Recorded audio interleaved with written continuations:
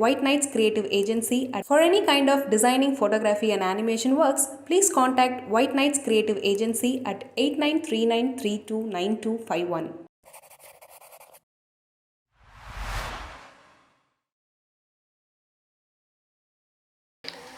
எல்லோருக்கும் வணக்கம். ஒவ்வொரு ஆண்டும் இதே டிசம்பர் 25வது நாள் மாலையில் என்னுடைய புதிய நூல்கள் வெளியிடப்படுவதும் அந்த நிகழ்வை ஒட்டி உங்களை எல்லோரையும் சந்திப்பதுங்கிறது எனக்கு மிகுந்த மகிழ்ச்சியான ஒன்று. இதன் வழியாக தான் இந்த அடுத்து வரக்கூடிய ஆண்டை, இன்னும் சொல்லப்போனால் வரப்போகிற நாட்களை நான் தொடர்ந்து செயல்படவும் பணியாற்றுவதற்குமான உத்வேகத்தை இந்த நாள் எனக்கு கொடுக்குது.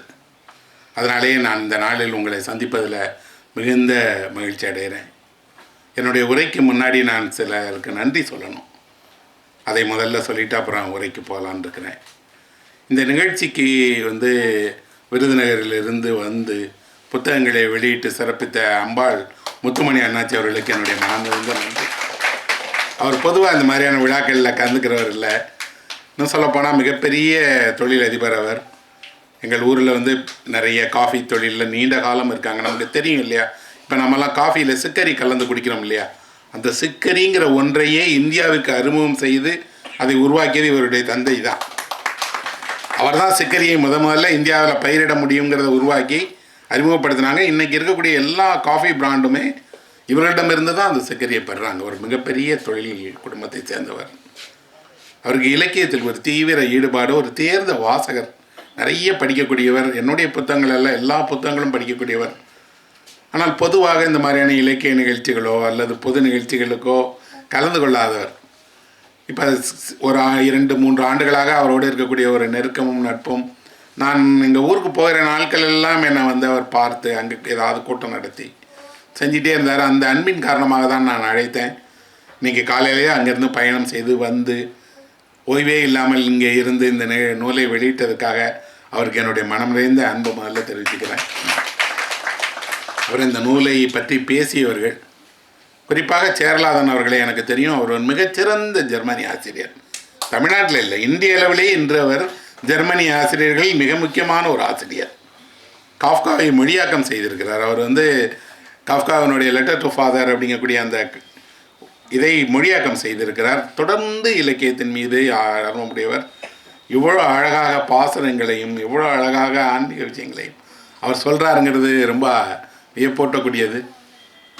அவருடைய அந்த மையத்திற்கு நான் சென்று உரையாற்றியிருக்கிறேன். அவங்க நிகழ்ச்சிகளுக்கு வந்துட்டுருக்கேன், நூலகத்துக்கு போயிருக்கிறேன். அவர் ஏதாவது ஒரு விழாவில் என்னுடைய புத்தகம் பற்றி பேசணும்னு நான் ஆசைப்பட்டேன். முதல்ல நான் அந்த காஃப்காவை பற்றி இன்றைக்கி ஒரு புத்தகம் எழுதியிருக்கிறேன். அது உலக இலக்கியத்தை பற்றிய புத்தகம். ஒருவர் பேசுவதற்கு இருந்தார். இன்றைக்கு அவரால் வர இயலாத உடல்நிலை காரணம்லாம் வர முடியல. அதை தான் அவருக்கு கொடுக்கணும்னு நினச்சேன். அதனால் அவர் தான் சொன்னார்ல, புனைவு நான் பேசுகிறேன் அப்படின்னு. இவ்வளோ அழகாக புனைவு இலக்கியத்தை படிக்கிற ஒருத்தர் எங்கெல்லாம் தொட்டு பேச முடியும் அப்படின்னு. நான் எழுதின கதை தான், எனக்கு தெரியும் தான். ஆனால் எனக்கு ஒரு புனைவு எழுதுகிற போது புனைவுக்கு பின்னாடி எங்கக்கூடிய இவ்வளவு மனம் தொடுகிற புள்ளிகள்லாம் தெரியாது. ஆனால் அதை அவர் தொட்டு காட்டி அந்த சித்திரத்தை ரொம்ப பிரகாசமாக வெளிப்படுத்தினார். அவருக்கு என்னோட மனம் நிறைந்த நன்றி.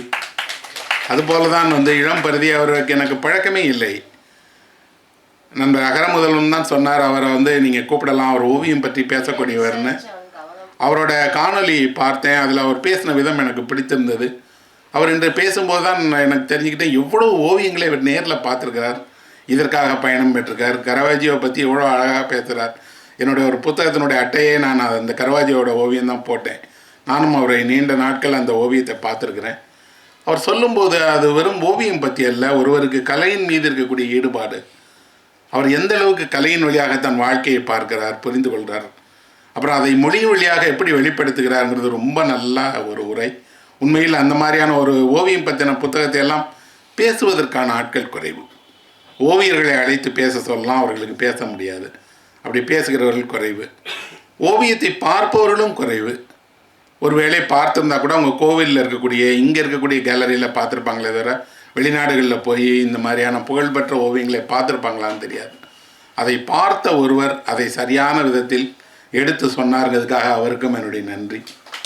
பாலபாரதி எங்களுடைய ஒரு நீண்ட கால நண்பர். அப்புறம் அவருடைய குடும்பமே எங்களுக்கு நெருக்கமான ஒரு குடும்பம். அதனால் நாங்கள் எப்போவுமே எங்களோட விழாவை கனியை வர வச்சு பாட வைப்போம்.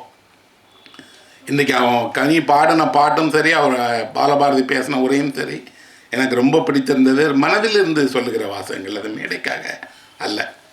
அவர் எங்கே சந்திக்கும் போதே இதுதான் சொல்லுவார்.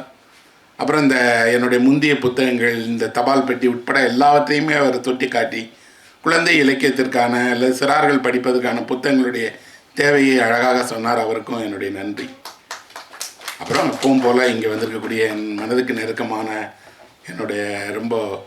என்னுடைய ஆரோக்கியத்தில் என்னுடைய குடும்பத்தை போலவே எப்பவும் அக்கறையோடு இருக்கக்கூடிய என் விருப்பத்துக்குரிய டாக்டர் வந்திருக்கிறாங்க. நிறைய என்னுடைய நண்பர்கள் வந்திருக்காங்க. எல்லோருக்குமே என்னுடைய நன்றி. எமர்சனை பற்றி இந்த ஆண்டு நான் பேசலாம் அப்படின்னு முடிவு செய்த போது என்னுடைய நண்பர் கேட்டார், எப்போவுமே என் பின்னாடி இருக்கிறவங்களே பேசிகிட்டே இருக்கீங்க, இப்போ இருக்கிற யாரையா பேசக்கூடாதா?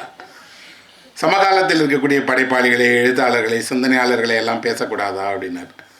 சமகாலத்தில் இருக்கக்கூடிய சிந்தனையாளர்களை பேசுவதற்கு தான் கடந்த காலத்திலிருந்து வர்றேன்னு சொன்னேன். எமர்சன் 200 வருடத்துக்கு முற்பட்டவர், இப்போ உள்ளவர் அல்ல. 1803ஆம் ஆண்டு இதே டிசம்பர் 25ஆம் நாள் பிறந்தவர். அதனால் இன்றைக்கி எமர்சனுடைய ஒரு பிறந்த நாள். அதனால் எமர்சனை அவருடைய பிறந்த நாளின் போதே எங்கோ ஒரு சின்ன இடத்துல இருந்துட்டு, நாம் அமெரிக்கா வாசிகள் இல்லை, அமெரிக்காவினுடைய சிந்தனையாளர்களை, இயற்கையாளர்களை பின்பற்றுவர்களும் இல்லை, ஆனால் எங்கோ ஒரு சபையில் அவர் பேசப்படுகிறார் அப்படின்னா அவர் அந்த அளவுக்கான பங்களிப்பை செய்திருக்கிறார்.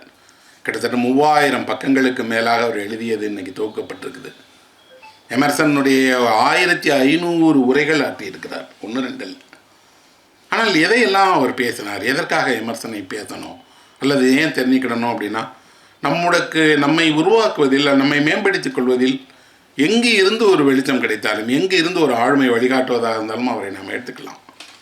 அவர் எந்த தேசத்தை சேர்ந்தவர், எந்த மொழியில் பேசினார், எந்த மொழியில் எழுதினார்ன்றது முக்கியமில்லை. அவர் சொல்வது என் வாழ்க்கைக்கு, என்னை சுற்றி இருக்கக்கூடிய சமூகத்திற்கு, என்னை மேம்படுத்திக் கொள்வதற்கு, என் சமூகத்தை மேம்படுத்துவதற்கு தேவையாக இருக்குன்னா நான் அவரை ஆசானாக ஏற்றுக்கொள்வேன் அப்படிங்கிறது தான். அப்படி தான் எமர்சனை பற்றி பேசணும்னு விரும்பினேன்.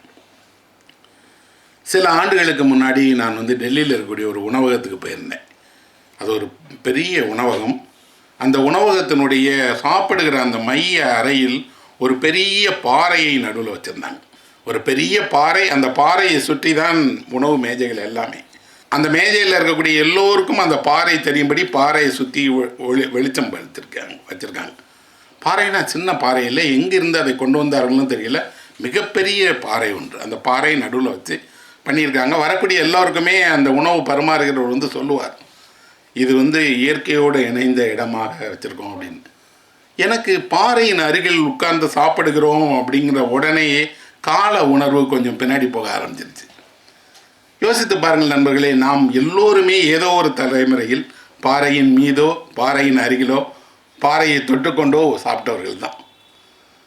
ஆனால் அங்கிருந்து பாறைக்கு பக்கத்தில் இருந்ததுலேருந்து நம்ம வாழ்க்கை கொஞ்சம் கொஞ்சமாக நகர்ந்து வீடுக்கு வீட்டில் இருக்கக்கூடிய இடத்துக்கு மாறி தரையில் அமர்ந்து, மேஜையில் அமர்ந்து, டைனிங் டேபிளில் அமர்ந்து இன்றைக்கி ஒரு அதிநவீனமான ஒரு வாழ்க்கையில் நம்ம வாழ்கிறோம். ஆனால் ஒரு உணவு தருகிற இடத்தில் எதுக்கு ஒரு பாறையை வைத்து நமக்கு நீங்கள் இயற்கைக்கு பக்கத்தில் இருக்கிறீங்கிற மாதிரி ஒரு பாவனையை ஏற்படுத்துகிறாங்க. அவர்கள் கொடுக்க போகிறது உணவு. என் வீட்டில் இருப்பது போல், இன்னும் சொல்லப்போனால் அதிநவீனமான ஒரு மேஜை இருந்தால் போதும் தானே. ஆனால் அவர்கள் எங்கோ ஒரு இடத்தில் உங்களுடைய உணவை இல்லை, உங்களுடைய நினைவுகளை பின்னாடி கொண்டு போக பார்க்குறாங்க. பாறையோடு இருந்த உங்கள் வாழ்க்கையை நீங்கள் மறந்து விட்டீர்கள் இல்லையா, அதை நினைவுபடுத்த பார்க்குறாங்க. நினைவுபடுத்துவதன் வழியாக இந்த உணவை அல்ல, இப்போ நான் சாப்பிடுகிற உணவை அல்ல, என்றோ சாப்பிட்ட உணவினுடைய தொடர்ச்சியை நாங்கள் அளிக்கிறோம் அப்படிங்கிற மாதிரி அவர்கள் நம்மை நம்ப வைக்கிறாங்க. ஆனால் நான் அதை சாப்பிடும்போது உணவை அல்ல, பாறையை பார்த்துட்டே இருக்கிறேன். பாறைக்கும் மனிதனுக்குமான தொடர்புங்கிறது மிக மிக மிக நீண்டது. எங்கே ஒரு கல்லை நீங்கள் பார்த்தாலும் சரி, அந்த கல் புதியதல்ல, ஏதோ ஒரு பழைய கல், ஏதோ ஒரு மலையினுடைய ஏதோ ஒன்றினுடைய ஒரு உடைந்த விரல் தான் ஒரு கல், அல்லது உடைந்த ஒரு சின்ன பகுதி தான் ஒரு கல். புதிய கல் என்று ஒன்று இருக்குமானே எனக்கு தெரியாது. எல்லா கல்லுமே பழைய கல் தான். அப்புறம் கல்லுக்கு ஒரு விசித்திரம் இருக்கிறது. அதை நீங்கள் 2ஆக உடைத்தால் 2 கல்லாயிரும், 4ஆக உடைத்தால் 4 கல்லாயிரும். அதனோட அகத்தை பார்க்கவே முடியாது. போய்கிட்டே இருக்கும். முடிவில்லாமல் கல் பகுக்கப்பட்டு சிறு சிறு துண்டுகளாகுமே தவிர கல்லினுடைய உட்புறத்தை நீங்கள் காணவே முடியாது. அப்போ அப்புறம் கல் என்பது ஒரு மௌனத்தினுடைய ஒரு அடையாளம். கல்லை போல நீங்கள் மௌனமாக இருக்கவே முடியாது. கல் மிக மிக உறைந்த மௌனத்தினுடைய ஒரு வடிவம். இன்னொன்று, எங்கெல்லாம் கல் கிடைக்கிறதோ அங்கெல்லாம் நம் கைகள் தானே அதை எடுக்கவும் வீசவும் தயாராக தான் இருக்குது. மனிதனுடைய முதல் ஆயுதம் கல் தான். மனிதன் வீட்டினுடைய முதல் பூட்டு கல் தான். மனிதனுடைய முதல் தலையணை கல் தான். இன்னும் சொல்லப்போனால் மனித வாழ்க்கையில் ஒரு கல்லினுடைய பங்கு என்பது மிகப்பெரியது. கல்லில் தான் நண்பர்களே வாசகங்கள் எழுதப்பட்டன. இப்போ தான் காகிதத்தில் எழுதணும். கல்லில் ஒன்றை செய்துவிட்டால், கல்லை பத்திரமாக வைத்து கொண்டால், கல்லின் வழியாக நீங்கள் உங்கள் வாழ்க்கையை காண முடிந்தால் நீங்கள் வேற பார்ப்பீங்க. நான் சாப்பிடாமல் அந்த பாறையை, அந்த பாறை தரக்கூடிய அனுபவத்தை பார்த்து கொண்டே இருந்தேன். அப்போது அந்த என்னோட சாப்பிட வந்த நண்பர் சொன்னார், நாம் ஒரே நேரத்தில் 2 காலத்தில் வாழுகிறோம் இல்லையா? ஒரு நேரத்தில் ஒரு தலைநகரத்தில் இருக்கக்கூடிய அதிநவீனமான உணவகத்திலையும், பக்கத்திலேயே பல நூற்றாண்டுகளுக்கு பின்னாடி இருக்கக்கூடிய பாறைக்கு பின்னாடி ஒரு குகை மனிதனாகவும் 2 வாழ்க்கையை வாழுகிறோமே. நான் சொன்னேன், 2 வாழ்க்கை இல்லை, ஏராளமான வாழ்க்கையை வாழுகிறோம். Serious of life. ஒன்றல்ல, ஒரே நேரத்தில் நான் ஒரு காலை இந்த நூற்றாண்டிலும் இன்னொரு காலை 19ஆம் நூற்றாண்டுலேயும் வைக்கிறேன். சில நேரம் என்னுடைய தலை 10ஆம் நூற்றாண்டில் இருக்குது. என்னுடைய மனம் ஏதோ ஒரு காலத்தில், குகையினுடைய காலத்தில் வாழ்ந்துட்டுருக்கு. அதுதான் நிஜம். அப்படின்னா நாம் எந்த காலத்தை பற்றி பேசுவது, எந்த காலத்தினுடைய வாழ்க்கையை பற்றி பேசுவது? சீனாவில் சொல்லுவாங்க என்ன அப்படின்னா, ஒரு பெரிய காடு இருக்குது, 1000 வருட பழமையான காடு இருக்கிறது. ஆனால் இப்போது அடிக்கக்கூடிய காற்றால் அது அசைந்துட்டுருக்கு. 1000 வருட காற்று அல்ல அது, அது இப்போது உள்ள காற்று. ஆனால் 1000 வருட பழமையான மரங்களே அசைத்து கொண்டே இருக்கிறது. ஒரே நேரத்தில் 1000 வருடம் இருந்தும் இல்லாமலும் போய்கிட்டே இருக்கு. அப்போது இன்றைக்கும் முக்கியம், 1000 வருடமும் முக்கியம்தான். ஆனால் அப்போ 200 வருடங்களுக்கு முன்னாடி எமர்சன் போன்றவர்கள் இந்த மாதிரியான இயற்கையை பார்ப்பதற்கும், இயற்கையை புரிந்து கொள்வதற்கும், இயற்கையோடு நமக்கு இருக்கக்கூடிய நெருக்கத்தை அடையாளப்படுத்துவதற்கும் தான் பேசினார். அதைத்தான் எழுதியிருக்கிறார். எமர்சன் உலகம் முழுவதும் அறியப்படுறதுக்கு முக்கியமான காரணம், அவர் தன்னுடைய 36வது வயதில் எழுதின ஒரு சின்ன புத்தகம், நேச்சர் அப்படின்னு சொல்லக்கூடிய இயற்கையை பற்றிய ஒரு சின்ன புத்தகம் தான் அவரை இவ்வளோ தூரம் உலகத்தினுடைய பெரிய ஆளாக மாற்றியிருக்குது. அதுவரைக்கும் இயற்கையை பற்றி யாரெல்லாம் பேசினார்கள்? பொதுவாக இயற்கையை பற்றி பேசுகிறவர்கள் எல்லாம் விஞ்ஞானிகள், ஆய்வாளர்கள். அவங்க இயற்கையை பேசுகிறாங்க. அல்லது இயற்கையோடு இருக்கக்கூடிய விவசாயிகள் இயற்கையை பற்றி கோட்பாடுகளாக அல்ல, அனுபவமாக பேசிகிட்டே இருக்காங்க. ஏதாவது ஒரு சமூகத்தில் இயற்கையை பற்றிய அறிவே இல்லாமல், புரிதலே இல்லாமல் இருப்பாங்களான்னா இல்லை. அது நாம் நினைத்து கொண்டிருக்கக்கூடிய பழங்குடி மக்களாக இருந்தால் இன்னும் இயற்கையோடு நெருக்கமாக, இன்னும் இயற்கையை வணங்கக்கூடியவர்களாக, இன்னும் சொல்லப்போனால் இயற்கையோடு அதிகமான நெருக்கம் கொண்டவர்களாக அவங்க இருக்கிறாங்க. அப்போ இயற்கையை பற்றி எல்லா நாடுகளுக்கும் தனியான ஒரு பார்வை இருக்குது, கோட்பாடு இருக்குது. இயற்கையை வணங்காத, கொண்டாடாத, வழிபடாத, நெருக்கம் கொள்ளாத நாடுகளோ மனிதர்களோ இல்லை. இவ்வளவு பேசுகிற இயற்கையை ஆனால் தொடர்ந்து நாம் என்ன பண்ணுறோம் அப்படின்னா சீரழிச்சிக்கிட்டே இருக்கிறோம், அக்கறை இல்லாமலே நடந்துகிட்ருக்கோம். சொல்லப்போனால் நம் காலத்தினுடைய மிகப்பெரிய நெருக்கடின்னு ஏதாவது ஒன்று இருக்குன்னா, இயற்கைக்கும் நமக்குமான அந்த முரணில் இயற்கையை நாம் சீர்கெடுப்பது தொடர்பான, இயற்கையினுடைய சீற்றத்தின் வழியாக ஏற்படக்கூடிய விளைவுகளை பற்றுறது தான் இன்றைக்கி நம்ம காலத்தில் முக்கியமாக இருக்குது. நாம் நகரத்தில் வாழ்கிறோம். நகரத்தில் வாழ்வதை பற்றி ஒரு குறிப்பு படித்தேன். என்ன அப்படின்னா, நகரம் என்றால் வேறு ஒன்றுமே இல்லை, மனிதர்களை தவிர வேறு எந்த விலங்கின் ஓசையும் அங்கே கேட்காது. அப்படின்னா ஒரு கிராமத்திற்கும் நகரத்திற்கும் கூட அடிப்படை வேறுபாடு, அங்கே விலங்குகளுடைய ஓசை, ஒரு ஆடோ மாடோ பறவையோ ஒரு அணிலோ ஏதோ ஒன்றனுடைய சத்தம் உங்கள் காதில் விழும், கேட்கலாம், பார்க்கலாம். அல்லது உங்கள் வீட்டின் முன்னாடியே ஒரு ஆடோ மாடோ கடந்து போகும். ஒரு நகரம் என்பது இந்த காட்சிகள் எல்லாம் இல்லாது. இந்த நகரத்தில் நிறைய வளர்ப்பு நாய்கள் இருக்குது. அந்த வளர்ப்பு நாய்கள் அவங்க அதனுடைய உரிமையாளர்களால் அழைத்துப்பட போகிறதையும் பார்க்குறோம். தினசரி என்னுடைய சாலையில் ஒருவர் அந்த மாதிரியான ஒரு நாயை அழைச்சிக்கிட்டு போகிறார், திரும்பி வருகிறார். அவர் போயிட்டு திரும்பி வர வரைக்கும் அந்த நாய் ஒரு முறை கூட குலைக்காது. எனக்கு தோணும், அவர் ஒரு பொம்மையை தான் கையில் பிடிச்சிட்டு நடத்தி கூட்டிகிட்டு போகிறாரோ. ஒரு முறை அவரிடம் பேசும்போது அவர் சொன்னார், அந்த நாய்க்கு வாக்கிங் கூட்டிகிட்டு போகாட்டா உடம்புக்கு வந்துடும் சார், அதனால் நான் வாக்கிங் கூப்பிட்டு போகிறேன் அப்படின்னு. அப்போ உண்மையில் அந்த நாய் தான் வாக்கிங் போகிறது, இவர் துணைக்கு போகிறார். அதனுடைய உடல் நலத்தின் பொருட்டு இவர் நடந்து போகிறார். நாய்களுக்கெல்லாம் இப்படி வாக்கிங் போகாவிட்டால் உடல் நலமற்று போய்விடும் என்பதை இப்போ தான் நான் கேள்விப்பட்டேன். ஏன்னா நான் பார்த்த எனக்கு தெரிந்த நாய்கள் இயல்பாகவே ஓடிட்டே இருக்கக்கூடியது. நாங்கள் எங்கள் கிராமங்கள்லாம் சொல்லுவோம், நாய்க்கு வேலையே இல்லைன்னு அதை ஓடிட்டா அதோட லொங்கோட்டம் நிற்காது, ஏமாங்க ஓடிட்டே இருக்கும். ஆனால் நகரத்து நாய்கள் எப்படின்னா இது ஓடாது, இதை பயிற்சி கொடுக்கணும், பாதுகாக்கணும். இதையெல்லாம் விட ரொம்ப வேடிக்கை, நான் ஒரு வீட்டுக்கு போனேன். காலிங் பெல் அடித்தோடனே கதவை திறந்து அவர் உள்ளே வந்தார். ஒரு வேகமாக ஒன்று ஓடி படுக்கையில் மறைவதை பார்த்தேன். என்ன சார், என் நாய் தான் சார், கொஞ்சம் பயந்தது, மறந்துக்கிடுச்சு எடுக்கிறார். ஒரு பயந்த நாயை ஒரு நகரத்தில் தான் நீங்கள் பார்க்க முடியும். அப்புறம் ஏன் சார் அதை வச்சுருக்கீங்கன்னா, சும்மா பெட் அனிமல் சார். ஒரு வளர்ப்பு நாய் மனிதர்களை பார்த்தால் பயந்து போய் கட்டில் கடியில் போய் ஒழிஞ்சிக்கிட்டு. அப்புறம் எதுக்கு அதை வச்சுருக்கிறீங்க நீங்கள், சும்மா இருக்கட்டும் சார். அவர் வீட்டில் இருக்கக்கூடிய ஒரு அலங்கார பொருட்களை போல அவருக்கு விருப்பமான ஒரு நாயும் அவரோட சேர்ந்து வளருது. இப்போது நகரத்திற்கு வந்தால் எல்லாமும் தன்னுடைய இயல்பை இழந்துருது. மனிதர்கள் அல்ல, நாய்கள், பூனைகள், இங்கே இருக்கக்கூடிய காகங்கள். சிறு வயதில் எல்லாம் காகங்களை பற்றி எனக்கு என்ன தெரியும்னா, ஒரு காகத்திற்கு உணவு வைத்தால் எல்லா காகங்களையும் அழைக்கும், உணவை பகிர்ந்து சாப்பிடும். இங்கே உள்ள காகங்கள் எதையும் அழைக்காதோடு என்ன செய்யும் அப்படின்னா, நீங்கள் ஒரு வேளை உங்கள் வீட்டில் இட்லி வைத்து பாருங்கள், அந்த காகம் இட்லி எடுக்காது. அது வந்து பார்த்துட்டு ஒரு கொத்து கீழே தள்ளி விட்டு போயிடும். Noodles, fried rice, chips, fries, இதை ஆசையாக சாப்பிடுகிற காகங்களை பார்க்குறோம். அதுலேயும் என்ன அப்படின்னா, நிறைய நீங்கள் பேக்கடு ஃபுட்டுன்னு சொல்லக்கூடிய அந்த உணவுகளை கொண்டு போய் காகங்களுக்கு வச்சிங்கன்னா காகம் விருப்பத்தோடு சாப்பிடுது. அப்போ இந்த நகரத்தினுடைய காகங்களையும் நமக்கு எடுத்துருக்குறோம், பூனைகளை இதே மாதிரி தான் ஆக்கிட்டோம். அப்போது ஒரு நகரம் என்பது மனிதன் உண்மையில் வாழ்வதற்கான இடம்தானா என்றால் மனிதன் பிழைப்பதற்கான இடம். மனிதன் இங்கே வாழ முடியுமா என்பது சந்தேகம்தான். ஆனால் ஏன் நகரத்தில் எல்லாருக்கும் நம்முடைய வாழ்க்கை காரணமாக, கல்வி காரணமாக, வேலை காரணமாக, ஏதேனும் ஒரு விதமான வருவாய்க்காக நாம் இங்கே இருக்கிறோம். தவறில்லை, இப்படி தான் இருக்க முடியும், அதுதான் உலக நிகழ்ந்து. இதைத்தான் எமர்சன் கேள்வி கேட்கிறார். உங்கள் விருப்பத்துக்கு எதிராக நீங்கள் உங்கள் வாழ்க்கையை ஏன் தொடர்ந்து கொண்டு செல்கிறீர்கள்? உங்கள் மனம் எங்கோ இருக்கிறது, நீங்கள் வாழ வேண்டிய இடம் எங்கோ இருக்கிறது. நீங்கள் எதற்கோ ஆசைப்படுகிறீர்கள், ஆனால் எங்கோ ஒரு இடத்தில் இருக்கிறீர்கள். எங்கோ ஒரு இடத்தில் நீங்கள் சமரசம் செய்து கொள்கிறீர்கள். எங்கோ ஒரு இடத்தில் இப்படியாவது நாம் வாழ்ந்து விடலாமே என்கிறீர்கள்.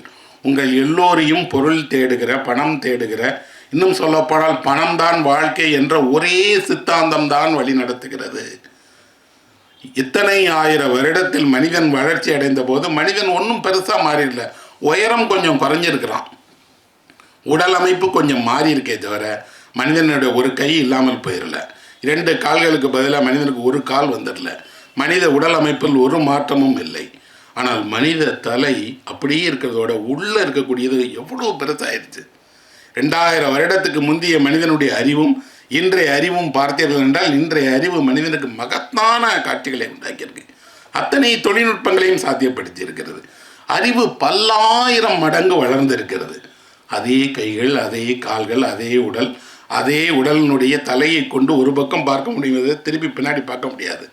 இவ்வளவு குறைபாடுகள் கொண்ட, தடைகள் கொண்ட, எல்லைகள் கொண்ட உடலை கொண்டு தன்னுடைய அறிவின் வழியாக மனிதன் ஏராளமான விஷயங்களை சாதிக்க முடியும் என்றால், ஆனால் அவ்வளையும் கொண்டு போய் தன்னுடைய வேலை, பணம், சம்பாத்தியம் அப்படிங்கிற ஒரே ஒன்றின் காலடியில் வைத்து மனிதன் ஏன் இப்படி ஆனான் என்ற ஆதங்கம்தான் எமர்சனை எழுத வச்சது, எமர்சனை பேச வைக்கிறது.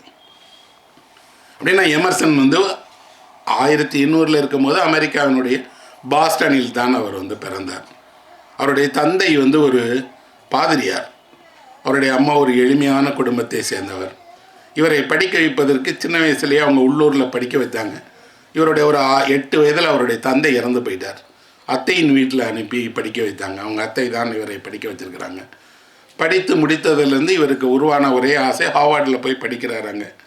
படித்து முடித்து வரும்போதே அவர் தந்தையைப் போலவே தானும் ஒரு தேவாலயத்தினுடைய பாதிரியார் ஆகணும். அது சமயத்தின் மீது கொண்ட ஈடுபாட்டான் காரணம் சொல்ல முடியாது. மாறாக அவருக்கு என்ன இருக்குது அப்படின்னா, ஒரு பாதிரியார் பிறரது நலனுக்காக பேசக்கூடியவர், பிறர் நலனுக்காக பிரார்த்தனை செய்யக்கூடியவர், கடவுளை பிறருடைய துயரங்களை தீர்க்க சொல்லி மன்றாடுகிறவர். அப்படி பிறருக்காக நாம் ஏதேனும் ஒன்றை மன்றாட முடியும் என்றால், பிரார்த்திக்க முடியும் என்றால், அன்பு காட்ட முடியும் என்றால் அந்த பணியை நாம் செய்யலாமே அப்படிங்கிறதுனால அவர் ஒரு பாதிரியாராவதற்காக செல்கிறார், போகிறார். இளம் பாதிரிக்கான பயிற்சி பெறுகிறார், தேவாலயத்தில் போய் பிரசங்கம் செய்கிறார். ஆனால் அவருக்கு என்ன தெரிகிறதுன்னா, நாம் தேவாலயத்தில் பிரசங்கம் செய்கிறோம், கேட்க வர்றாங்க, மனம் முருக தங்களுடைய பாவத்தை சொல்லுகிறார்கள், குற்ற மன்னிப்பு பாவ மன்னிப்பு பெறுகிறார்கள். இங்கே நாமும் ஒவ்வொரு முறையும் ஒவ்வொரு புனித மொழியை சொல்கிறோம், ஆற்றுப்படுத்துகிறோம். ஆனால் இந்த தேவாலயம் இருப்பதற்கு 2 கட்டிடங்கள் தண்ணி என்ன நடக்கிறது? அது அவரை துன்புறுத்துகிறது. அந்த காட்சி என்ன அப்படின்னா, இந்த தேவாலயம் இருந்த இடத்திற்கு பக்கத்தில் ஒரு அடிமை சந்தை இருக்கிறது. அடிமை சந்தையில் குழந்தைகளிலிருந்து பெரியவர்கள் வரை எல்லோரும் ஏலமிடப்படுகிறார்கள். அவர்களை ஏலத்தில் எடுத்து செல்கிறவர் ஒவ்வொருவருடைய வாயை திறந்து பார்த்து, கண்களை அகல விரித்து பார்த்து, கைகளை பார்த்து, உடல் உறுதியை பார்த்து, விலை சொல்லி நாணயங்களை வீசி எறிந்து ஒரு பையனையோ பொண்ணையோ அப்பாவையோ அல்லது ஒரு குடும்பத்தையோ பண்ணையில் வேலை செய்வதற்கு அடிமையாக வாங்கிட்டு போயிட்டுருக்கார். இதை கடந்து தான் தேவாலயத்துக்கு போக வேண்டும். தேவாலயத்தில் பிரசங்கம் செய்து கொண்டிருக்கும் போது அங்கே ஏல சத்தம் கேட்கும். அவர் மனசாட்சி ஒரு கேள்வியை கேட்கிறது, என்ன என்றால், கடவுள் அவர்கள் பக்கம் இல்லவே இல்லையா? அப்படியெல்லாம் நடக்கும்போது கடவுள் எங்கே தான் இருக்கிறார்? இப்படி அடிமைகளாக இவ்வளவு குழந்தைகளை, பெண்களை, ஏழை எளியோரை யாரோ ஒருவர் விலைக்கு வாங்கி செல்ல முடியும் என்றால் அவர்கள் பக்கம் கடவுள் ஏன் கண் திருப்ப மாட்டேங்கிறார்? ஒன்று அடிமை தலையிலிருந்து இவர்களை விடுவிக்கணும், இல்லாவிட்டால் கடவுளே நேரடியாக வந்து அவர்களுக்கு உதவி செய்யணும். எது சாத்தியம்? அப்போது விமர்சனம் முடிவு செய்கிறார், நம்மால் போய் இவர்களுடைய விடுதலைக்காக நேரடியாக பெரிய ஒரு போராட்டத்தை நிகழ்த்த முடியாது, ஆனால் விழிப்புணர்வை உருவாக்க முடியும்.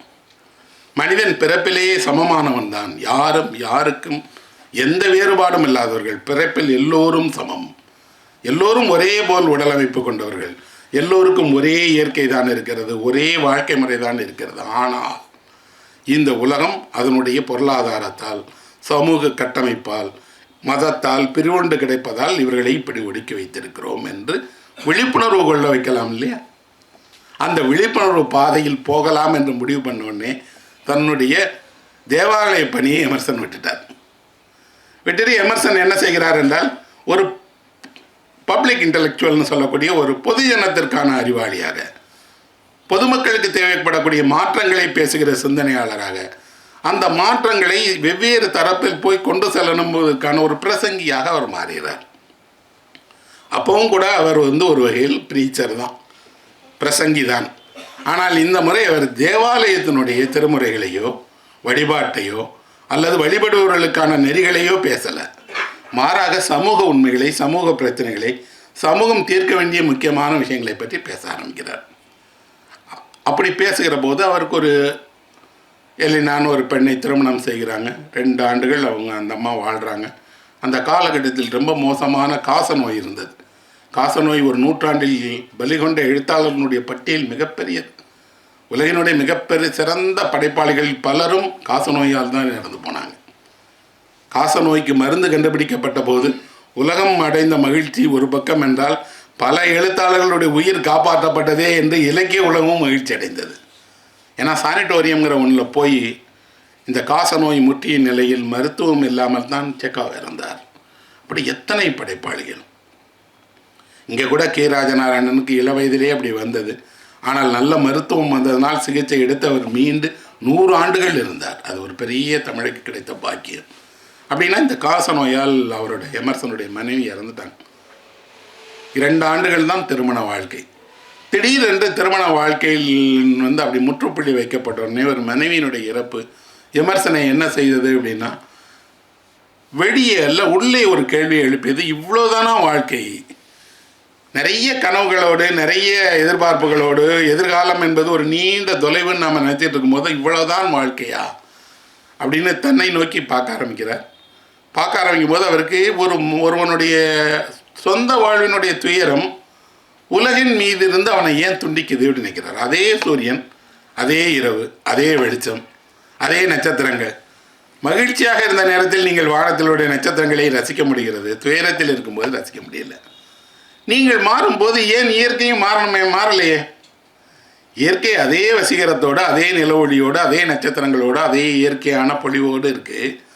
ஆனால் உங்கள் எண்ணங்கள், உங்கள் உணர்வுகள் மாறும்போது நீங்கள் அதை வேறு விதமாக பார்க்குறீங்க. எந்த காட்சிகளை நீங்கள் ரசித்தீர்களோ அதே காட்சிகளை ரசிக்க முடியலை உங்களால். இன்னொன்று, ஒரு துயரம் உங்களோடு என்ன செய்கிறதுன்னா, எமர்சன் எழுதுகிறார், வலி, வேதனை, இறப்பு, இந்த மூன்றும் ஒருவருக்கு கண்ணுக்கு தெரியாமல் வரக்கூடிய ஆசிரியர்கள். இந்த மூன்றும் ஒருவனுக்கு ஒரு சில பாடங்களை நடத்துகிறது. என்ன பாடம் நடத்துகிறது? வலி என்ன பாடத்தை உங்களுக்கு நடத்துகிறதுனா, உங்களால் எவ்வளவு தாங்க முடியும், அது உங்கள் உடலை பரிசோதனை செய்கிறது, எவ்வளவு வலியை நீங்கள் தாங்குவீர்கள் என்று. வலிமையானவர்களாக நினைக்கக்கூடிய ஆண்கள் தாங்குகிற வலியை போல 100 மடங்கை பெண்களால் தாங்க முடியும். ஆனால் பலவீனமான உடல் கொண்டவர்களாக அவர்களை நாம் சொல்லிகிட்டே இருக்கிறோம். வலியை அவர்கள் ஏற்றுக்கொள்கிறார்கள், வலியோடு வாழ பழகிறார்கள், வலியை பொறுத்து கொள்கிறார்கள், தாங்குகிறார்கள், கடந்து வெல்லவும் செய்கிறார்கள். அதனால்தான் நிறைய நேரங்களில் பெண்கள் அவர்களுடைய வலியை பற்றி பொது வெளியில் பேசுறதில்லை, பொது வெளியில் பகிர்ந்து கொள்வதில்லை. இதே தான் மனிதனுக்கு வரக்கூடிய இறப்பு, நோய் எல்லாமும் என்ன செய்கிறது அப்படின்னா, மனிதனை கொஞ்சம் கொஞ்சமாக பரிசோதனை செய்கிறது. பரிசோதனை செய்து அவனை அடுத்த நிலைக்கு தயார்படுத்துகிறதுன்னு சொல்கிறார் வேண்டும். சொல்லிட்டு அவர் சொல்லுகிறார், ஒரு துயரத்தால் என்னை வீழ்த்தி விட முடியும் என்றால் நான் அவ்வளவு பலவீனமானவன் அல்ல. என் மன உறுதி என்பது எல்லா துயரங்களையும் தாண்டி என்னை ஒரு மகத்தான செயலில் ஈடுபட வைக்கும் முடியும். இப்படியெல்லாம் நடந்திருக்கிறது. அப்போ எமர்சனை உருவாக்கி இதில் ஒரு பக்கம் அவரை சுற்றி இருக்கக்கூடிய உலகமும், இன்னொரு பக்கம் அவர் படித்த மிகச்சிறந்த இலக்கியங்களும் இருக்கிறது. அதுதான் என்னை அவரோடு முதல்ல நெருக்கமாகியது.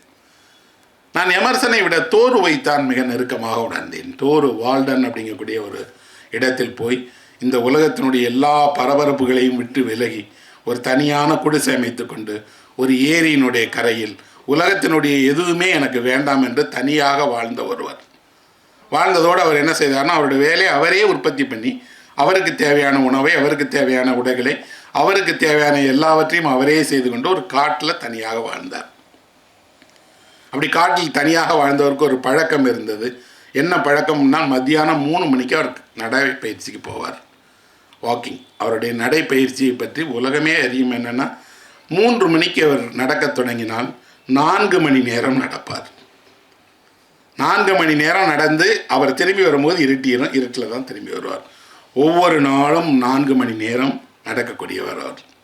அவர் சொல்லுகிறார், நடை என்பது பயிற்சி அல்ல, ஒரு கலை. நடை என்பதை ஒரு கலையாக நீங்கள் உணர்ந்தால் அந்த கலை கால்களால் உங்களை சிந்திக்க வைக்கும் அப்படிங்கிறார். கால்களால் எப்படி சிந்திப்பீங்க? தலையால் தானே சிந்திப்பீங்க? இல்லை, ஒவ்வொரு புதிய பாதையை நீங்கள் நடந்து செல்லும் போதும் அந்த புதிய பாதை உங்களை வான்னு கூடுமா. பாதைகளுக்கு கையும் காலும் இதயமும் இருக்கிறதுங்கிறார் தோரு. அப்புறம் அந்த பெரிய ஏரியை சுற்றி நடக்கக்கூடிய அவ்வளவு மாற்றங்களையும் பார்க்கிறார். அறியாத பாதையில் நடந்துட்டு இருக்கும்போது யாருன்னே தெரியாத வீட்டு கதவை தட்டி எது கேட்டாலும் கொடுக்குறாங்க. அப்போ மனிதர்கள் தனியே வாழும்போது ஒரு விதமாகவும் சேர்ந்து வாழும்போது ஒரு விதமாகவும் இருக்கிறாங்கிறத அவர் தெரிஞ்சுக்கிறார். இவர் தான் முதலில் ஒத்துழையாமை அப்படிங்கக்கூடிய இயக்கத்தை உண்டாக்குனார். நான் அரசிடமிருந்து எந்த சலுகையும் பெறலை, தனித்து வாழ்கிறேன், காட்டுக்குள்ளே வாழ்கிறேன், என் உணவை நானே உற்பத்தி பண்ணிக்கிறேன், அப்போ ஏன் அரசுக்கு வரி கொடுக்கணும் அப்படின்னு வரி கொடுக்க மாட்டேன்னு சொன்னார். அரசாங்கம் சொன்னது, நீங்கள் அரசிடம் பயன்படுத்தினாலும் பயன்படுத்தாட்டாலும் இந்த பகுதியில் வசிப்பவர் எல்லோருமே அந்த வரியை கட்டி தான் ஆகணும். கட்ட முடியாது என்ற போது அவரை அந்த காலத்தில் சிறையில் போட்டு அடைத்தாங்க. அந்த சிறைக்குரிய பணத்தை கட்டி மக்களே வெளியே எடுத்தாங்க. அந்த வால்டனுக்கு நான் நேரில் போனேன். தோரு தங்கியிருந்த அந்த குடிலை பார்த்தேன். அந்த ஏரியினுடைய கரைகளிலேயே நடந்து வந்தேன். பக்கத்தில் தான் பாஸ்டனில் எமர்சனுடைய வீடு இருந்தது. என்னுடைய நண்பர் சொன்னார், எமர்சனுடைய வீட்டுக்கு போகலாமே அப்படின்னு. நான் சொன்னேன், எமர்சன் செய்ய நினைத்ததை எல்லாம் தோரு செய்தார். நான் செய்ய நினைத்ததை விட செய்தவர் பின்னாடி தான் முதல்ல போவேன். எனக்கு தோரு தான் நெருக்கமாக இருக்கிறார். ஆனால் இந்த லாக்டவுன் நாட்கள் எமர்சனை பற்றி என்னுடைய எல்லா சிந்தனைகளையுமே மாற்றிடுச்சு. அந்த நாட்களில் தான் நான் எமர்சனை ரொம்ப ஆழமாக படித்தேன். படித்த போது எனக்கு என்ன தோணுதுன்னா, ஒருவரை செயல்பட வைக்கிறார் என்றால் அந்த செயல்படுகிற சிந்தனையை கொடுத்தவர் சாதாரணமான அல்ல, ஒரு தோர்வை அல்ல, உலகம் முழுவதும் அவர் உருவாக்கியிருக்கிறார். 200 வருடங்களுக்கு முன்னாடி எமர்சனை படித்து ஜப்பானில் இதே போல் ஆட்கள் உருவாகிறாங்க. எமர்சனால் பாதிக்கப்பட்டு ஒரு மெல்வில் வர்றார், ஒரு நத்தானியல் ஹாதேன் வர்றார், இந்த பக்கம் கால்ட்ரிட்ஜ், வேர்ட்ஸ்வர்த், உலகினுடைய பெரிய படைப்பாளிகள் பலரையும் ஒருவராக பாதிச்சிருக்கிறார். அவரிடமிருந்த எண்ணங்களை வாங்கிட்டு அவர் வழியாக அவர்கள் எழுதியிருக்கிறாங்கன்னா எமர்சன் மிக முக்கியமானவர். எமர்சனுடைய புத்தகங்களில் தேர்ந்தெடுக்கப்பட்ட புத்தகம் ஒன்றை வாங்கி படிக்கலானே, அதுவே ஒரு 800 பக்கம் உள்ள புத்தகம். அந்த புத்தகத்தை படிக்க தொடங்கும் போது ஒவ்வொரு பக்கத்திலையும் முதல்ல ஒரு பென்சிலால் அடிக்குறிப்பு போட்டேன். அதுக்கப்புறம் அந்த பென்சிலால் போட்ட குறிப்பு எனக்கு போதலைன்னு சொல்லி அந்த பக்கத்தில் சைடில் எழுதினேன். அதுக்கப்புறம் அதே பேனாவில் போட்டேன். ஒரு புத்தகம் பத்தலை. அதுக்கப்புறம் அப்புறம் இன்னொரு புத்தகத்தை அதே காப்பி இன்னொரு புத்தகம் வாங்கி, ஏனென்றால் அந்த புத்தகத்தை படிக்கும்போது 200 வருடங்களுக்கு முன்பு எமர்சன் எழுப்பிய எல்லா கேள்விகளும் முக்கியமானதுன்னு உணர்ந்தேன். எமர்சன் சொன்ன பதில்களில் தான் எனக்கு சில பதில்கள் ஏற்றுக்கொள்ள முடியல. சில பதில்கள் அவருடைய காலகட்டத்தை சேர்ந்ததாக இருக்குது. சில பதில்கள் நம்முடைய பண்பாட்டுக்கு ஒத்துக்கொள்ள முடியாததாக இருக்குது. ஆனால் எமர்சன் எழுப்பிய கேள்விகள் ரொம்ப ரொம்ப முக்கியமானது. அந்த கேள்விகளை அவர் பொதுமக்கள் முன்பாக எழுப்புகிறார், கவித்துவமாக எழுப்புகிறார். இன்னும் சொல்லப்போனால் 2 வரிகளுக்கு ஒரு முறை ஒரு கவித்துவமான வரி வந்து போகும். அந்த வரியை மட்டும் நீங்கள் தனியாக யோசிச்சுட்டே இருக்கலாம். எமர்சனுடைய ஒரு வரி இருக்கிறத அவர் சொல்கிறார், இவ்வளவு சிலைகள் வைத்திருக்கிறார்கள், எந்த சிலைக்கும் நாக்கு கிடையாது, அது பேச வேண்டிய அவசியமும் கிடையாது அப்படின்னு ஒரு வரி எழுதுகிறார். அதை படித்து கொண்டிருக்கும் போதே நம்ம அது முன்னாடி உள்ளதை விட்டுட்டு இந்த வரியை மட்டும் யோசிக்கலாம். சிலைகளுக்கு நாக்கு உண்டா? நாக்கு இல்லை, அது பேச வேண்டிய அவசியமும் இல்லை. அது எதையோ ஒன்றை நினைவுபடுத்திக்கிட்டே தான் இருக்கணும். பேச தொடங்கிடுச்சுன்னா கேள்வி கேட்க தொடங்கிடுமே.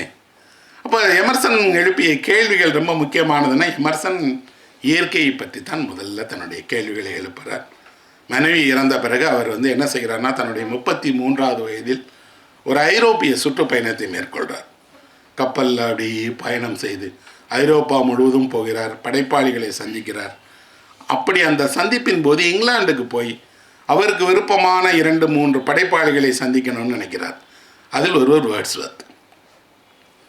ஆங்கில கவிதையில் குறிப்பாக இயற்கையை பற்றி எழுதியதில், ரொமான்டிசிசம்னு சொல்லப்படக்கூடிய அந்த உணர்வுபூர்வமான கவிதைகளை எழுதியதில் ஷேக்ஸ்பியர், வேர்ட்ஸ்வர்த் அவ்வளோ முக்கியமான ஒருவர்.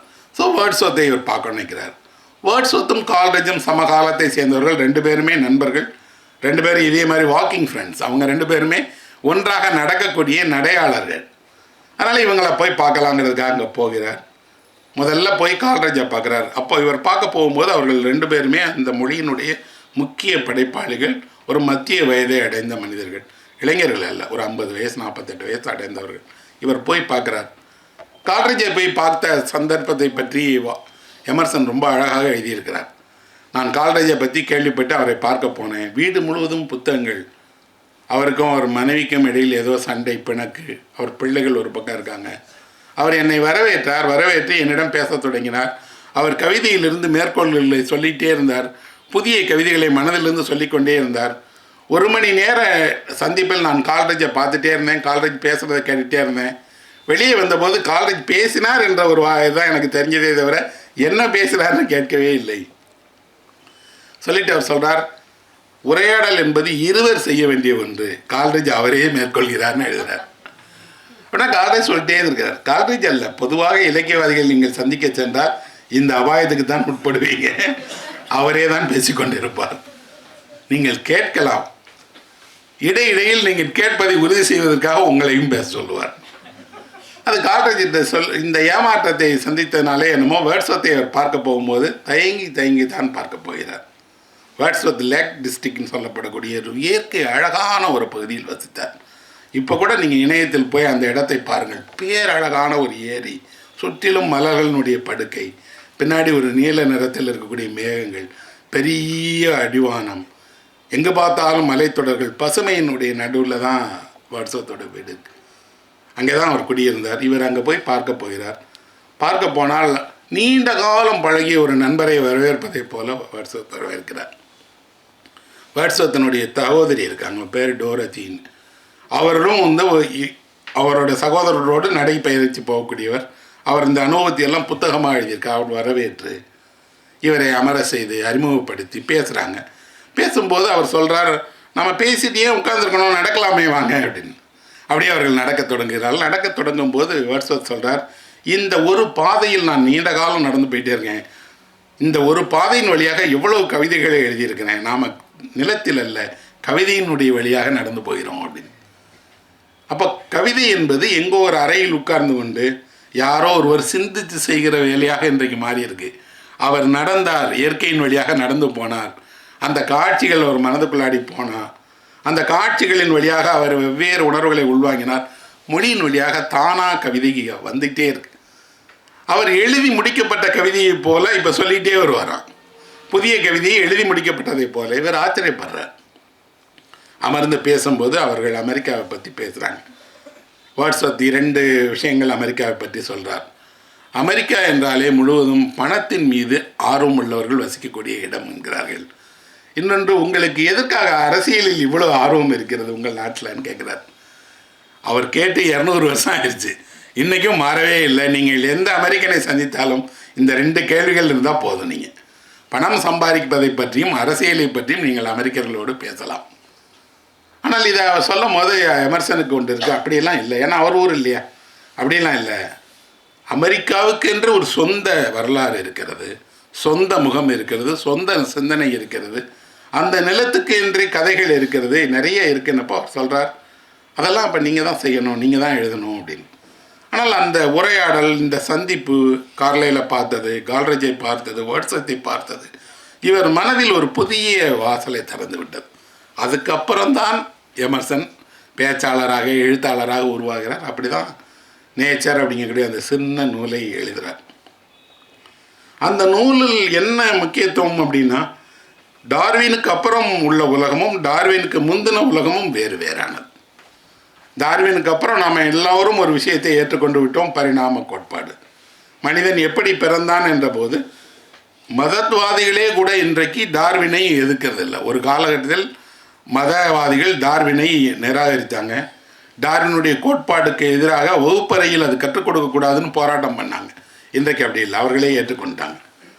அப்போது பரிணாம கோட்பாடின்படி இந்த உலகம் எப்படின்னா, ஒவ்வொரு உயிரும் அதனுடைய பரிணாம வளர்ச்சி அடைந்து அந்த வளர்ச்சியின் வழியாகத்தான் மனிதன் தோன்றியிருக்க முடியுமே தவிர மனிதன் முழு மனிதனாகவே உண்டாகியிருக்கப்பட்டிருக்க மாட்டான்.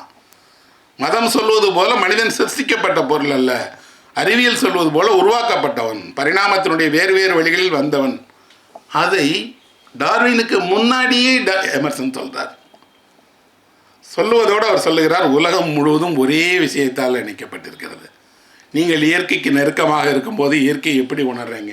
உங்கள் புலன்களின் வழியாக உணர்கிறோம். இப்போது நம்ம இங்கே ஒரு இடத்துக்கு போகிறோம், ஒரு நீர்வீழ்ச்சியை பார்க்க போகிறோம், அல்லது ஒரு ஊட்டி, கொடைக்கானல் அல்லது பனி பிரதேசம், எங்கே போனாலும் நாம் என்ன பண்ணுறோம்? அங்கே இயற்கையினுடைய நெருக்கத்திற்கு வந்த உடனே முதல்ல நம்ம செய்யக்கூடியது, இப்போ எல்லாரும் புகைப்படம் எடுத்துக்கிறோம். ஏன் புகைப்படம் எடுத்துக்கிறோம் அப்படின்னா, உங்களுக்கு அல்ல, யாருக்கோ காட்டுவதுக்கு தான் நீங்கள் அங்கே போகிறீங்க. நீங்கள் உண்மையில் ஒரு நகரத்தில் இருந்து ஒரு இயற்கையை நோக்கி போகும்போது எதையும் யாருக்கும் காட்ட வேண்டிய அவசியமும் இல்லை, காட்டுகிற கருவிகளுடைய தேவையும் இல்லை. ஆனால் நீங்கள் அங்கே போன உடனே முதல்ல என்ன பண்ணுவீங்கன்னா, நிறைய இடங்களில் நின்று ஃபோட்டோ எடுத்துகிட்டா முடிஞ்சிடுச்சு. அதுக்கப்புறம் அறைக்குள்ளாடி போய் இங்கே சாப்பிட்ட எல்லா உணவும் அங்கே வேணும்பீங்க. இங்கே சாப்பிட்ட அத்தனை காய்கறிகள்லேருந்து இறைச்சி வகையிலேருந்து எல்லாமும் ஒரு குளிர் பிரதேசத்தில் கிடைக்காது. அப்போ அங்கே ஒரு புதிய வடிவம் உருவாகும், இங்கேருந்து அவன் வருவான், கொண்டு வருவான். போகிற இடங்களில் உண்மையில் நமக்கு எதையாவது பார்க்கிற ரசிக்கிற மனநிலை இருக்கா? இல்லை. ஒரு அருவியின் முன்னால் நடந்து கொள்வது போல மோசமாக வேறு எங்கேயுமே நடந்துக்கிட மாட்டோம். அருவி என்ன நீ வாழ்நாளில் பார்த்ததே இல்லையா என்ன? ஆனால் உங்களுக்குள்ளாடி ஒருத்தன் இருக்கிறான், அவன் வெளியே வந்துடுவான். அருவியின் முன்னாடி வந்த உடனே என்ன ஆவான்னா, அவன் எல்லா சேஷ்டைகளும் செய்வான். இப்போது இயற்கையை உண்மையில் நம்ம ஆராதிக்க, நெருங்கி செல்ல, இணைந்து பழக, அந்த மேகங்கள் நம்மை தழுவிக்கொள்வதற்கு நம்மளை அனுமதிக்கிறதில்ல. அப்போ நமக்கு இயற்கை என்பது உண்மையில் மனதினுடைய ஒரு வேட்கையின் ஒரு பகுதியாக இருந்துக்கிட்டே இருக்குது. எப்போவும் நம்ம நகரத்தில் வசித்தாலும், ஆனால் நம்ம மனம் என்ன செய்கிறது அப்படின்னா, இயற்கைக்கான ஒரு குரலை எழுப்பிகிட்டே இருக்குது. எங்காவது போ, ஒரு வாரம் போயிரு, 5 நாள் போயிரு, யாரும் இல்லாத இடத்துல, செல்ஃபோன் இல்லாத இடத்துல, இந்த ஆஃபீஸ் வேலைகள் இல்லாத இடத்துல போயிரு. அந்த குரல் கரெக்டு. அங்கே போய் நீங்கள் என்ன செய்வீங்க? அது தெரியவே தெரியாது. இந்த வேட்கை சரியானது தான். ஆனால் அங்கே போன உடனே ஃபோன் இல்லாமல், அலுவல் இல்லாமல், அன்றாடம் இல்லாமல் நீங்கள் என்ன செய்வீர்கள்? அதை பற்றி உங்களுக்கு என்ன சுய விசாரணை இருக்கிறது? சுய தெளிவு இருக்கிறது? ஒன்றுமே இல்லை. ஏன்னா 5வது நிமிடம் 10வது நிமிடம் நீங்கள் ஒரு அறையில் தனியே இருந்தால் உங்களை பற்றி யோசிக்க ஆரம்பிப்பீங்க. எப்போதெல்லாம் நாம் நம்மை பற்றி யோசிக்க ஆரம்பிக்கிறோமோ அப்போதெல்லாம் நாம் முதலில் குற்ற உணர்வு தான் கொள்ளுவோம். ஐயோ நம்ம இப்படி இருக்கமே, நமக்கு அது கிடைக்கலையே, இது கிடைக்கலையே, நாம் அதை செய்யாமல் விட்டோமே, இதை செய்யாமல் விட்டோமேன். அடுத்த 10வது நிமிடம் இப்படியெல்லாம் கிடைக்காததுக்கு நாம் தான் காரணம் என்று நமக்கு தெரியும். நான் தான் அந்த வேலையை விட்டுட்டேன், நான் தான் அமெரிக்கா போய் படிக்கலை, நான் தான் இதை செய்யாமல் விட்டேன் அப்படின்னு குற்ற உணர்வும் அதற்கு காரணம் நாம் தான் என்று தெரிந்த உடனேயே நம்மை பற்றி நம்மை மதிப்பிட தொடங்குகிறோமே என்ற உடனே நமக்கு ஒன்று தோன்றும், அதுதான் போர் அடிக்கிறது. போரெல்லாம் அடிக்கலை, எப்பெல்லாம் உங்களை பற்றி நீங்கள் யோசிக்க ஆரம்பிக்கிறீங்களோ அப்பெல்லாம் போர் அடிக்குது. உடனடியாக ஒரு பாட்டு கேட்டு, உடனடியாக ஒரு சினிமா பார்த்து, உடனடியாக ஒருவரோடு பேசி, உடனடியாக எதையாவது செய்து நம்மை மறக்க விரும்புகிறோம். நம்மை பற்றி யோசிக்க தயங்குகிறோம். நம்மை பற்றிய உண்மைகளை நாமே தெரிந்து கொள்ள விரும்பவில்லை. நம்முடைய பலத்தை பலவீனத்தை நாம் கொஞ்சம் கொஞ்சமாக அலசி ஆராயாவிட்டால் அந்த பொறுப்பை யாரோ செய்வார்கள். அப்படி செய்தால் அவர்களுக்கு கீழே நீங்கள் போயிடுவீங்க. அவர்கள் உங்களை வழிநடத்துவார்கள், அவர்கள் உங்களை அதிகாரம் செய்வார்கள். அப்படின்னா சுய விசாரணைக்கு உகந்த இடம் எது? அதுதான் இயற்கை. உங்கள் மனதினுடைய குரல் உங்கள் அலுவலகத்தில் கேட்காது, நீங்கள் செல்லுகிற ரயில் பயணத்தில் கேட்காது, உங்கள் சாலையில் கேட்காது. ஆனால் நீங்கள் இயற்கையினுடைய தனியான ஒரு இடத்தில் தங்கி இருந்தால் உங்கள் மனதினுடைய குரல் உங்களுக்கு கேட்கும். வேற ஒன்றுமே இயற்கை இல்லை. எங்கெல்லாம் மனதின் குரல் உங்களுக்கு கேட்கிறதோ அதெல்லாம் இயற்கை தான். ஆனால் மனதினுடைய குரலை கேட்ட உடனே நீங்கள் என்ன பண்ணுவீங்க? ஒன்றுமே பண்ண மாட்டீங்க. ஏன்னா அது ஏன் நம்மகிட்ட பேசுது? நிறைய நேரங்களில் நம்ம திரைப்படங்களில் இருக்கும் மனசாட்சி அப்படின்னா, மனசாட்சிக்கும் நம்ம வயசே இருக்கும். அதுதான் எனக்கு புரியாது. என்னுடைய மனசாட்சி நான் வயதாகும் போது அதுவும் வயதாகிடுது. அட மனசாட்சியாவது ஒரு இளமையில் இருக்கலாம்ல. ஆனால் மனசாட்சி பார்த்தீங்கன்னா 50 வயது ஆளுக்கு 50 வயசு மனசாட்சி இருக்கும். தாடியோடையே அந்த ஆள் உள்ள வருவான். திரைப்படங்களில் அப்படி ஒரு மாற்றத்தை முதன்முறையாக பார்த்தேன். 3 முடிச்சுங்கிற ஒரு திரைப்படத்தில் அந்த படத்தில் ஒருவருடைய மனசாட்சி ஒருவராக இருப்பார். ரஜினிகாந்த் தவறு செய்வார், ஆனாலும் நடராஜ் என்ற ஒரு கதாபாத்திரத்தை மனசாட்சியாக போட்டிருப்பாங்க. படம் முடிகிறவரை என் மனதில் கொடுத்து ஒரு மனசாட்சியாக இன்னொருத்தர் எப்படி இருக்க முடியும்? இதுவரை நான் பார்த்த எல்லா படங்களிலும் அவர் மனசாட்சி அவர் தான், அவர் வயதிலே தான் மனசாட்சியும் இருக்கும். அப்போ தான் எனக்கு ஒரு உண்மை புரிந்தது. உண்மையில் நம் மனசாட்சிகள் வெளியே இருக்காங்க போல இருக்கு. நாம தான் அவங்கள அடையாளம் காட்டுக்கல. நம் மனசாட்சி என்பது நம் உருவம் அல்ல, எந்த உருவத்திலும் நம் மனசாட்சி இருக்கும். மனதினுடைய குரலை கேட்க, இயற்கையோடு நாம் நெருக்கம் கொள்ள, இயற்கையோடு நெருக்கம் கொள்ளும்போது சில உண்மைகளை இயற்கை பட்டவர்த்தனமாக, அது பணக்காரன் ஏழை எளியவன் எந்த பாகுபாடும் இல்லாமல் உணர்த்துகிறது. என்ன அப்படின்னா, யாருக்காகவும் இயற்கை எந்த செயலையும் மேற்கொள்ளாது. நான் ஒரு மிகப்பெரிய பொருள் வைத்திருக்கிறேன், என் வீட்டு மாம்பழம் நாளைக்கே வந்துடுன்னா மாம்பழத்திலிருந்து வந்துடுமா? என்ன வராது. என் ரோஜா செடி நாளை விரும்பினால் நாளை நிறத்தை மாற்றிக்கொள்ளுமா? மாறாது. இயற்கை உங்களில் நீங்கள் எவ்வளவு பெரிய பேரரசனாக இருந்தாலும் அல்லது ஒரு எளிய மனிதனாக இருந்தாலும் ஒன்று போல தான் நடத்தும். இயற்கை முதல்ல என்ன செய்கிறதுனா, உங்கள் விருப்பங்களுக்கு ஏற்ப தன்னை மாற்றிக்கொள்ளாது. உங்கள் விருப்பங்களுக்கு ஏற்ப தன்னை மாற்றிக்கொள்ளாத ஒன்றோடு நீங்கள் எப்படி போய் இணைவீங்க? அப்போது அது உங்களுக்கு ஒரு பாடத்தை சொல்கிறது. என்னை போல நீயும் இருக்கலாம். என்ன ஒன்றே ஒன்று, இங்கே மதிப்பீடுகள் தான் உலகை ஆளுகின்றன. இயற்கை இவ்வளோ அழகாக இருக்கிறது, ஆனால் மனிதனுடைய கண்களால் தான் அது ரசிக்கப்படுகிறது. மனிதனுடைய கண்களை விட்டால் இயற்கைக்கு தன்னைத்தானே ரசிக்கணுமா என்ன? ஒரு அழகான மேகமோ அழகான மலரோ அல்லது அழகான நீர்வீழ்ச்சியோ தன்னைத்தானே ரசித்துக் கொள்ளுமா? மனிதனால் தான் மதிப்பீடு செய்யப்படுகிறது. மனிதன் நான் சொன்னது போல முன்பின்னாக உணர்ச்சிகளுக்கு ஏற்ப மதிப்பீடு செய்கிறான். ஆனால் இயற்கையினுடைய மாறாத உண்மை, நாம் மதிப்பீடு செய்தாலும் மதிப்பீடு செய்யாவிட்டாலும் ரோஜா ரோஜா தான், மலை மலை தான், ஆறு ஆறு தான், மாற்றமே இல்லை. எல்லாவற்றிலும் அடியிலும் ஒரு மாறாத உண்மை இயங்கிக் கொண்டிருக்கிறதுன்னு எமர்சன் கண்டுபிடிக்கிறார். அதை அவர் சொல்லுகிறார், இயற்கைக்கு மதமே கிடையாது என்று சொல்லுகிறார். இயற்கை என்பதற்கு எந்த மதமும் கிடையாது. எல்லா மதங்களும் இயற்கையை சொந்தம் கொண்டாடி இயற்கைக்கு ஒரு உருவமும் ஒரு விளக்கமும் கொடுத்திருக்கிறதே தவிர இயற்கைக்கு என்று ஒரு சமயமும் கிடையாது. அப்படின்னா நாம் உண்மையில் இயற்கைக்குள் நுழையில, சமயமற்ற ஒரு வெளிக்குள் நுழைகிறோம். சமயமற்ற வெளிக்குள் நுழைகிறோம் அப்படின்னா நமக்கு என்ன இருக்குது அப்படின்னா, நேரடியாக நம்ம அனுபவம் தான் நமக்கு இருக்கிற ஒரே ஆசான். நாம் ஒன்றை பார்க்கிறோம், அதனுடைய வண்ணமோ அதனுடைய ஓசையோ அது தரக்கூடிய புலன் இன்பங்களோ நமக்கு பிடித்திருந்தால் நெருக்கம் கொள்கிறோம், பிடிக்காவிட்டால் நம்ம விலகி போயிடுறோம். அதனால்தான் ஒருவர் பாலைவனத்துக்கு போனால் அது அவருக்கு பிடிக்காததாகவும், பசுமையான புல்தரையை கண்டால் பிடிப்பதாகவும் இருப்பது அவருடைய புலன் தரக்கூடிய கிளர்ச்சி தான். இன்னொருவருக்கு பாலைவனம் பிடிக்கும், என்ன போன்றவர்களுக்கு அவருக்கு பசுமையானது பிடிக்காது, அது அவருக்கு தரக்கூடிய கவர்ச்சி. இதன் வழியாக உங்கள் புலன்கள் இயற்கையால் தூண்டப்படக்கூடிய இன்பங்களை நாம் உணர்றோம். இரண்டாவது என்ன, அந்த புலன்கள் நமக்குள் ஏற்பட்ட கிளர்ச்சியின் போது நாம் என்ன ஆனந்தத்தை அடைந்தோம் என்று இயற்கையின் வழியாக உண்மையில் நாம தான் நம்மளை நினச்சிக்கிட்டே இருக்கோம். 4 நாள் ஜாலியாக இருந்துச்சுல்லப்பா அப்படிங்கிறான். 4 நாள் ஜாலியாக இருந்தது பேராக நேச்சர் இல்லையே. ஆனால் நேச்சரில் இருந்து, இயற்கையிலிருந்து நீங்கள் ஒரு அனுபவத்துக்கு உட்படுறீங்க. அந்த அனுபவம் ஜாலியாகலாம் இல்லை, அன்றாட பிரச்சனைகளிலிருந்து, அன்றாட கொந்தளிப்புகளிலிருந்து, அன்றாட சிடுசிடுப்புகளிலிருந்து விடுபட்டிருக்கிறீர்கள். கொஞ்சம் கூடுதலாக இந்த 4 நாட்களுக்கு பதிலாக 100 நாட்கள் 200 நாட்கள் அப்படி ஒரு வாழ்க்கையை நீங்கள் வாழ முடியும் என்றால் அது எவ்வளவு பெரியது. அதுக்கு ஏதாவது பணம் தேவைப்படுச்சா? இல்லையே. இடம் மாறினால் அனுபவம் மாறுகிறது. இன்னும் சொல்லப்போனால் இயற்கைக்கு நெருக்கமாக உங்களை அறியாமலே நீங்களும் அதோடு சேர்ந்து மௌனமாக இருக்கிறீர்கள். அங்கே நீங்கள் பேசுறதுக்கு யாரும் இல்லை. மௌனமாக இருப்பதன் வழியாக நீங்கள் பேசாமல் இல்லை, உங்களுக்குள்ளாடி பேசிகிட்டே இருக்கீங்க, வெளியில் பேசலை.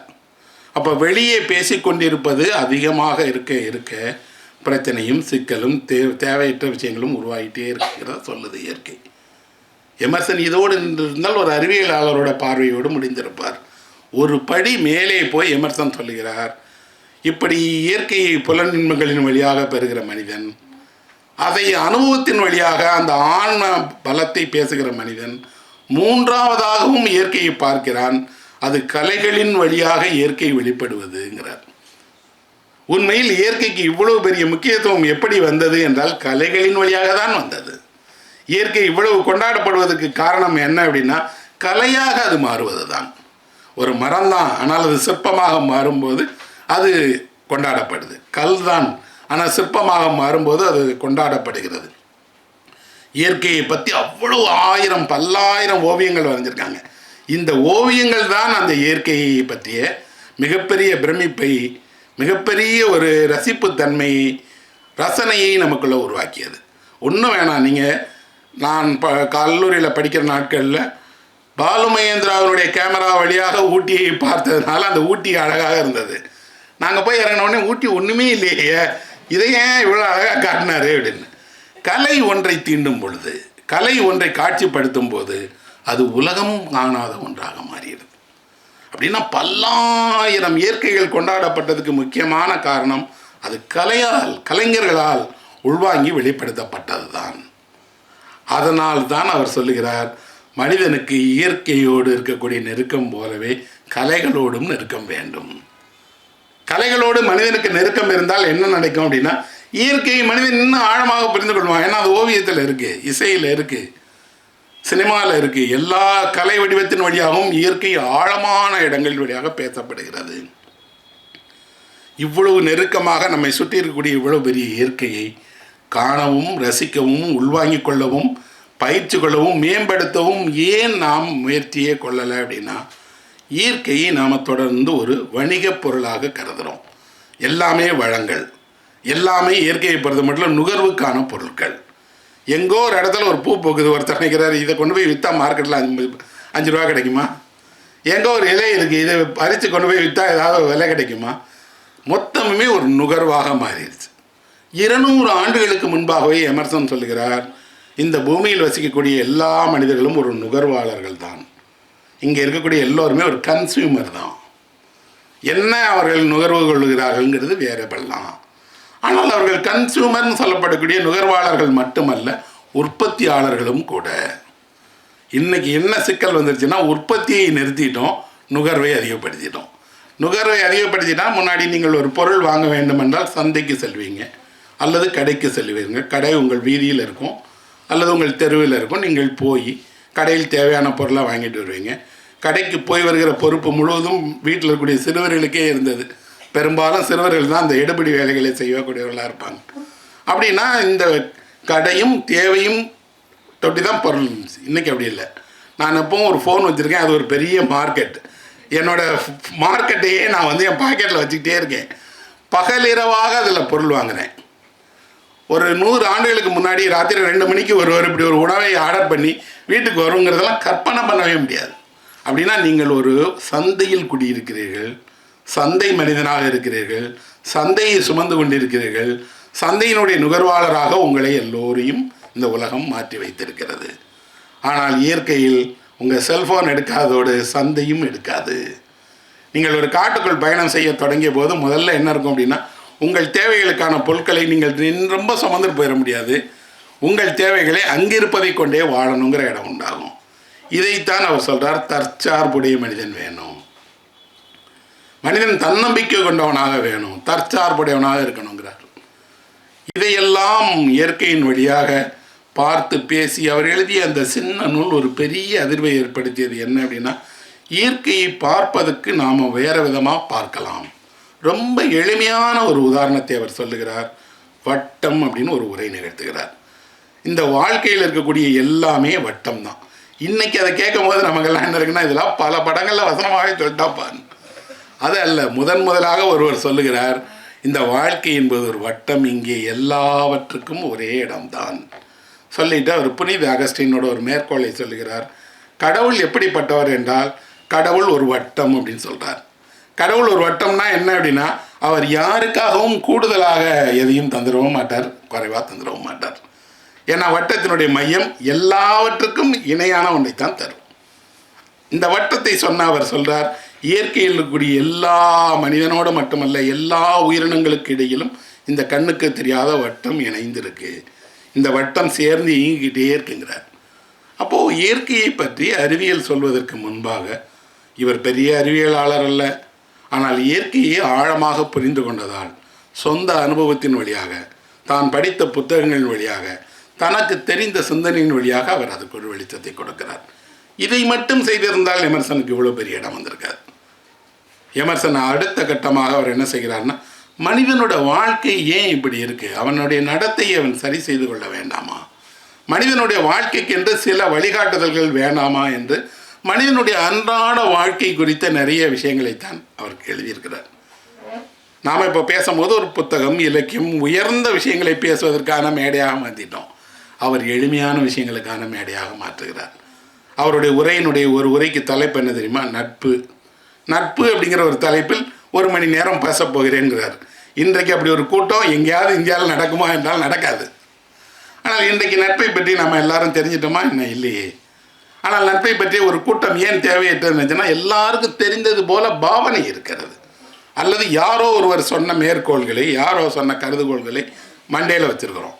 உண்மையில் நட்பை பற்றி, அன்பை பற்றி, விதியை பற்றி, வீரத்தை பற்றி பொது உரையாடல்கள் இன்னும் அதிகமாக நடக்க வேண்டிய. நீதினா என்ன? அவர் சொல்லுகிறார், ஒருவருடைய நீதி இன்னொருவருக்கு நீதி இல்லை. இப்போ இல்லை, அன்னைக்கு சொல்கிறார்.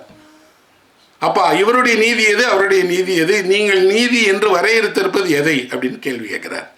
அப்போ இதையெல்லாம் பொது வெளியில் அவர் கேள்வி கேட்க தொடங்குகிறார். அப்படி நட்பை பற்றி அவர் ஒரு சின்ன கட்டுரை எழுதியிருக்கார். ஒரு 6-7 பக்கம் இருக்கும். அது ஒரு உரை தான். அந்த உரையை கட்டுரையாக போட்டிருக்காங்க. ரொம்ப நட்பை பற்றின ஒரு ரொம்ப அழகான கட்டுரை அது. அது நம் காலத்துக்கு ரொம்ப நெருக்கமாக இருக்கிறது. ஏன்னா நம் காலத்தில் ஏற எல்லா உறவுகளும் பின்னாடி போயிடுச்சு. அப்பா, அம்மா, அண்ணன், தம்பி எல்லாம் பின்னாடி போயிடுச்சு. நம் காலத்தில் ஒரே ஒரு உறவு தான் இருக்கிறது, நட்பு. நட்பு எப்படி இருக்குன்னா, ஒருத்தருக்கு 5000 நண்பர்கள் ஃபேஸ்புக்கில் இருக்கிறாங்க, வெளியில் எங்கே போனாலும் ஃப்ரெண்ட்ஸ் இருக்கிறாங்கங்கிறான். இவ்வளவு நண்பர்கள் எப்படி உருவானாங்க? நட்பு எப்படி இவ்வளவு உலகம் முழுவதும் பரவியது அப்படின்னா, அவர் முதல்ல 200 ஆண்டுகளுக்கு முன்பாகவே சொல்கிறார், நட்பு என்பது ஒரு தேர்வு அல்ல, தற்செயல். யாரோடையும் எப்படி நட்பாவாங்க? தேர்வு பண்ணியா? இந்த கூட்டத்தில் இருக்கக்கூடிய 2 பேரை நம்ம நண்பராக்கிடணும்னு நினச்சி யாராவது நண்பர்களாவாங்களா? நான் இல்லையே. தற்செயலாக நடக்கிறது. 2 நண்பர்களுக்கு இடையில் என்ன நடக்கும், நட்புக்கு இடையில் என்ன நடக்கும்னு ஒன்றா சொல்லிக்கிட்டே வர்றார். நண்பர்களுடைய குணம் எப்படி இருக்கணும், நண்பர்கள் எப்படி உரையாடணும், நண்பர்களுக்கு கண் மட்டுமல்ல காதும் இருக்கணும்னு சொல்கிறார். நண்பர்கள் நீங்கள் என்ன செய்கிறேன்னு பார்த்துக்கிட்டே இருக்கக்கூடாது, நீங்கள் என்ன பேசுகிறீங்கன்னு கேட்டுகிட்டும் இருக்கணும். ரெண்டு பக்கமும் அது நடக்கணும். நண்பர்களுக்கு இடையில் இருக்கக்கூடிய உரையாடலை பற்றி, நட்பு எப்படியெல்லாம் உருவாகிறதுங்கிறத பற்றி, நட்பின் வழியாக என்ன நடக்குங்கிறது இருக்குது. அது அவர் வாழ்க்கை போனால் இருக்குது. ஏன்னா அவர் வீட்டிற்கு எப்போதும் நண்பர்கள் வந்துகிட்டே இருந்தாங்க. அவர் வீடு ஒரு நண்பர்கள் சந்திக்கிற மையமாக இருந்தது. அவர் நண்பர்களால் தான் உருவாக்கப்பட்டவராக இருந்தார். அதை பற்றி அவர் பேசியிருக்கிறார். 200 வருஷத்துக்கு முன்னாடி எமர்சன் அப்படி ஒரு கட்டுரை எழுதுகிறார். சென்ற ஆண்டு ஒரு திரைப்படம் பாருது, த பேன்சீஸ் ஆஃப் இனிசிரேன் அப்படின்னு ஒரு படம். இந்த படம் இங்கிலாந்தில் தயாரிக்கப்பட்ட ஒரு திரைப்படம். ரொம்ப படம் ஒரு தீவில் நடக்குது. 2 நண்பர்கள், 2 பேருமே ஒரு 45-50 வயசில் இருக்கக்கூடிய ஒருத்தர் பேர் வந்து பேட்ரிக் அப்படின்னு சொல்லி, ஒருத்தர் பேர் கோம் அப்படின்னு. 2 பேரும் நண்பர்கள். 2 பேரும் ரொம்ப வருஷமாகவே நண்பர்கள். என்ன நண்பர்கள் செய்வாங்கன்னா, 2 பேரும் ஒன்றா போய் ஒரே பாரில் உட்காந்து குடிப்பாங்க. 2 பேரும் என்ன செய்வாங்கன்னா ஊர்க்கதை பேசுவாங்க. அப்புறம் வம்புகள் வழக்குகள் பற்றி பேசுவாங்க. ஒரு 2 மணி நேரம் கழித்து இவரை கொண்டு போய் அவர் வீட்டில் விட்டுட்டு போயிடுவார், அல்லது அவர் கொண்டு போய் இவர் வீட்டில் விட்டுட்டு போயிடுவார். ஆனால் இவர்கள் நீண்ட கால நண்பர்கள். எப்போவுமே இவர் இல்லாமல் அவரும், அவர் இல்லாமல் அவரும் தனியாக போய் குடிக்க போக மாட்டாங்க. இப்படி இருக்கக்கூடிய நண்பர்களில் திடீரென்று ஒரு நண்பருக்கு தோன்றுகிறது, இவனை மாதிரி ஒரு முட்டாளை நான் ஏன் இவ்வளோ ஃப்ரெண்டாக வச்சுருக்கேன் அப்படின்னு. அதுவும் இவ்வளோ ஆண்டு காலமாக இவனை முட்டாளாக இருக்கான், இவனை போய் ஃப்ரெண்டாக வச்சுருக்கேன். இவன் கூட ஒரு அறிவான விஷயத்தையும் பேச முடியாது, இசை ரசனை கிடையாது, அடிப்படையில் அவன் பேச தெரியாத ஒரு முட்டாளோடு நான் ஏன் இவ்வளோ ஆண்டுகள் வீணாக நட்பு வைத்திருக்கிறேன். என்ன செய்யலாம், அவனை கூப்பிட்டு சொல்லிடலான்னு அன்று கூப்பிட்டு சொல்லுகிறார். என்ன அப்படின்னா, டேய் நீயும் நானும் எவ்வளோ வருஷமாக தெரியும், ரொம்ப வருஷமாக தெரியும், நீ ஒரு முட்டாள். ஆமாம் முட்டாள் தான், தெரியுதில்ல. இனிமேல் என் கூட சவாசம் வேணாம், உன் நட்பு வேணாம். நான் ஒரு இசைக்கலைஞன், இசை தெரிஞ்சவன். என்னைக்காவது நம்ம இசையை பற்றி பேசியிருக்கோமான்னா இவன் சொன்னால் குடிப்போம் பாஸ், எதுக்கு தேவையில்லாமல் நீங்கள் பேசுகிறீங்க. அவருக்கு தோன்றுகிறது, நாம் 2 பேரும் அறிவால் வேறுபட்டவர்கள், ஆனால் நம்ம நட்பாக இருக்கோம். எப்படி இருக்க முடியும்? நீ வேண்டாம், என்னை பார்க்காத, நாளையிலேருந்து நான் வந்தால் தனி டேபிளில் குடிப்பேன், நீ தனியாக குடி, நானும் நீயும் ஒன்றா சுற்ற வேண்டாம்னா அவன் கேட்குறான். இவ்வளோ நாள் அப்படி தானே பாஸ் இருந்தோம், அப்போ மியூசிக் தானே தெரியும் உங்களுக்கு, இப்போ ஏன் யோசிச்சிங்கன்னா அவர் சொல்கிறார், ஏதோ ஒரு நாள் நட்பில் ஒரு கசப்பு வந்துடும். ஏதோ ஒரு நாள் நீங்கள் உங்கள் நண்பன் போதும் என்று நினைப்பீர்கள். ஏதோ ஒரு நாள் உங்கள் நட்பில் இதுக்கு மேலே இவனோட வேண்டாம் அப்படின்னு நினைப்பீங்க. அந்த நாள் வந்துருச்சுப்பா, போப்பான்னா அவன் புரிய மாட்டேங்குது. அப்படிலாம் வந்தால் அதுக்கு பேர் நட்பே இல்லை பாஸுங்கிறான். நட்பில் அப்படிலாம் வரவே வராது. நீங்கள் என்னை கோச்சிக்கிட்டா கூட நான் நண்பன் தான், நீங்கள் என்னை விளக்குனாலும் நான் நண்பன் தான் அப்படின்னா இவர் சொல்கிறாரு, நான் சொல்கிறது உனக்கு புரிய மாட்டேங்குது இல்லை, இந்த முட்டாள் தந்துக்காக தான் என்னை உன்னை பிடிக்க மாட்டேங்குது. டேய் நீ நண்பனாக இருந்தது போதும் போ என்று சொல்கிறேன், போக மாட்டேங்கிறியே அப்படின்னா, எப்படி பாஸ் போக முடியும், நான் அவங்க ஃப்ரெண்டு இல்லையா அப்படின்னு. இவருக்கு இன்னும் கோபமாகிறது. இந்த மாதிரி முட்டாள் சகிக்க முடியாதவன்ட்டு நான் வந்தால் தானே பார்ப்பேன், வரவே மாட்டேன். மறுநாள் அவர் போக மாட்டார், அவர் வீட்டில் இருப்பார். அவன் மட்டும் போவான், அவருக்குரிய மதுவையும் வாங்கி வைப்பான், உட்காந்துட்டே இருப்பான், குடிக்க மாட்டான். அவர் வருவார், சார்மா அவர் தான் சண்டை போட்டாராப்பா நேற்று, வரமாட்டார்ப்பா அப்படின்னா அதை வைத்துக்கொண்டு அவர் வீட்டுக்கே போகிறோம். கதவை தட்டி, பாஸ் அவ்வளோ நேரம் வெயிட் பண்ண வாங்க அப்படிங்கிறான். டீ வரக்கூடாதுன்னு சொன்னேன், இங்கே வந்து ஏன்டா கூப்பிட்றேன் அப்படின்னு. எவ்வளோ நேரம் பாஸ் இருக்கு, ஏதோ கோவத்தில் அப்படி நடந்துக்கிட்டீங்கன்னு புரியுது, ஆனால் என்ன கோவம், பேசி தீர்த்துக்கலாம் வாங்க அப்படிங்கிறான். உனக்கு அடிப்படையில் ஒரு விஷயம் புரியல, உங்ககிட்ட பேசுகிறதுக்கு ஒன்றுமே இல்லை, நீ நண்பனாக இருக்க தகுதியற்றவன் அப்படின்னா.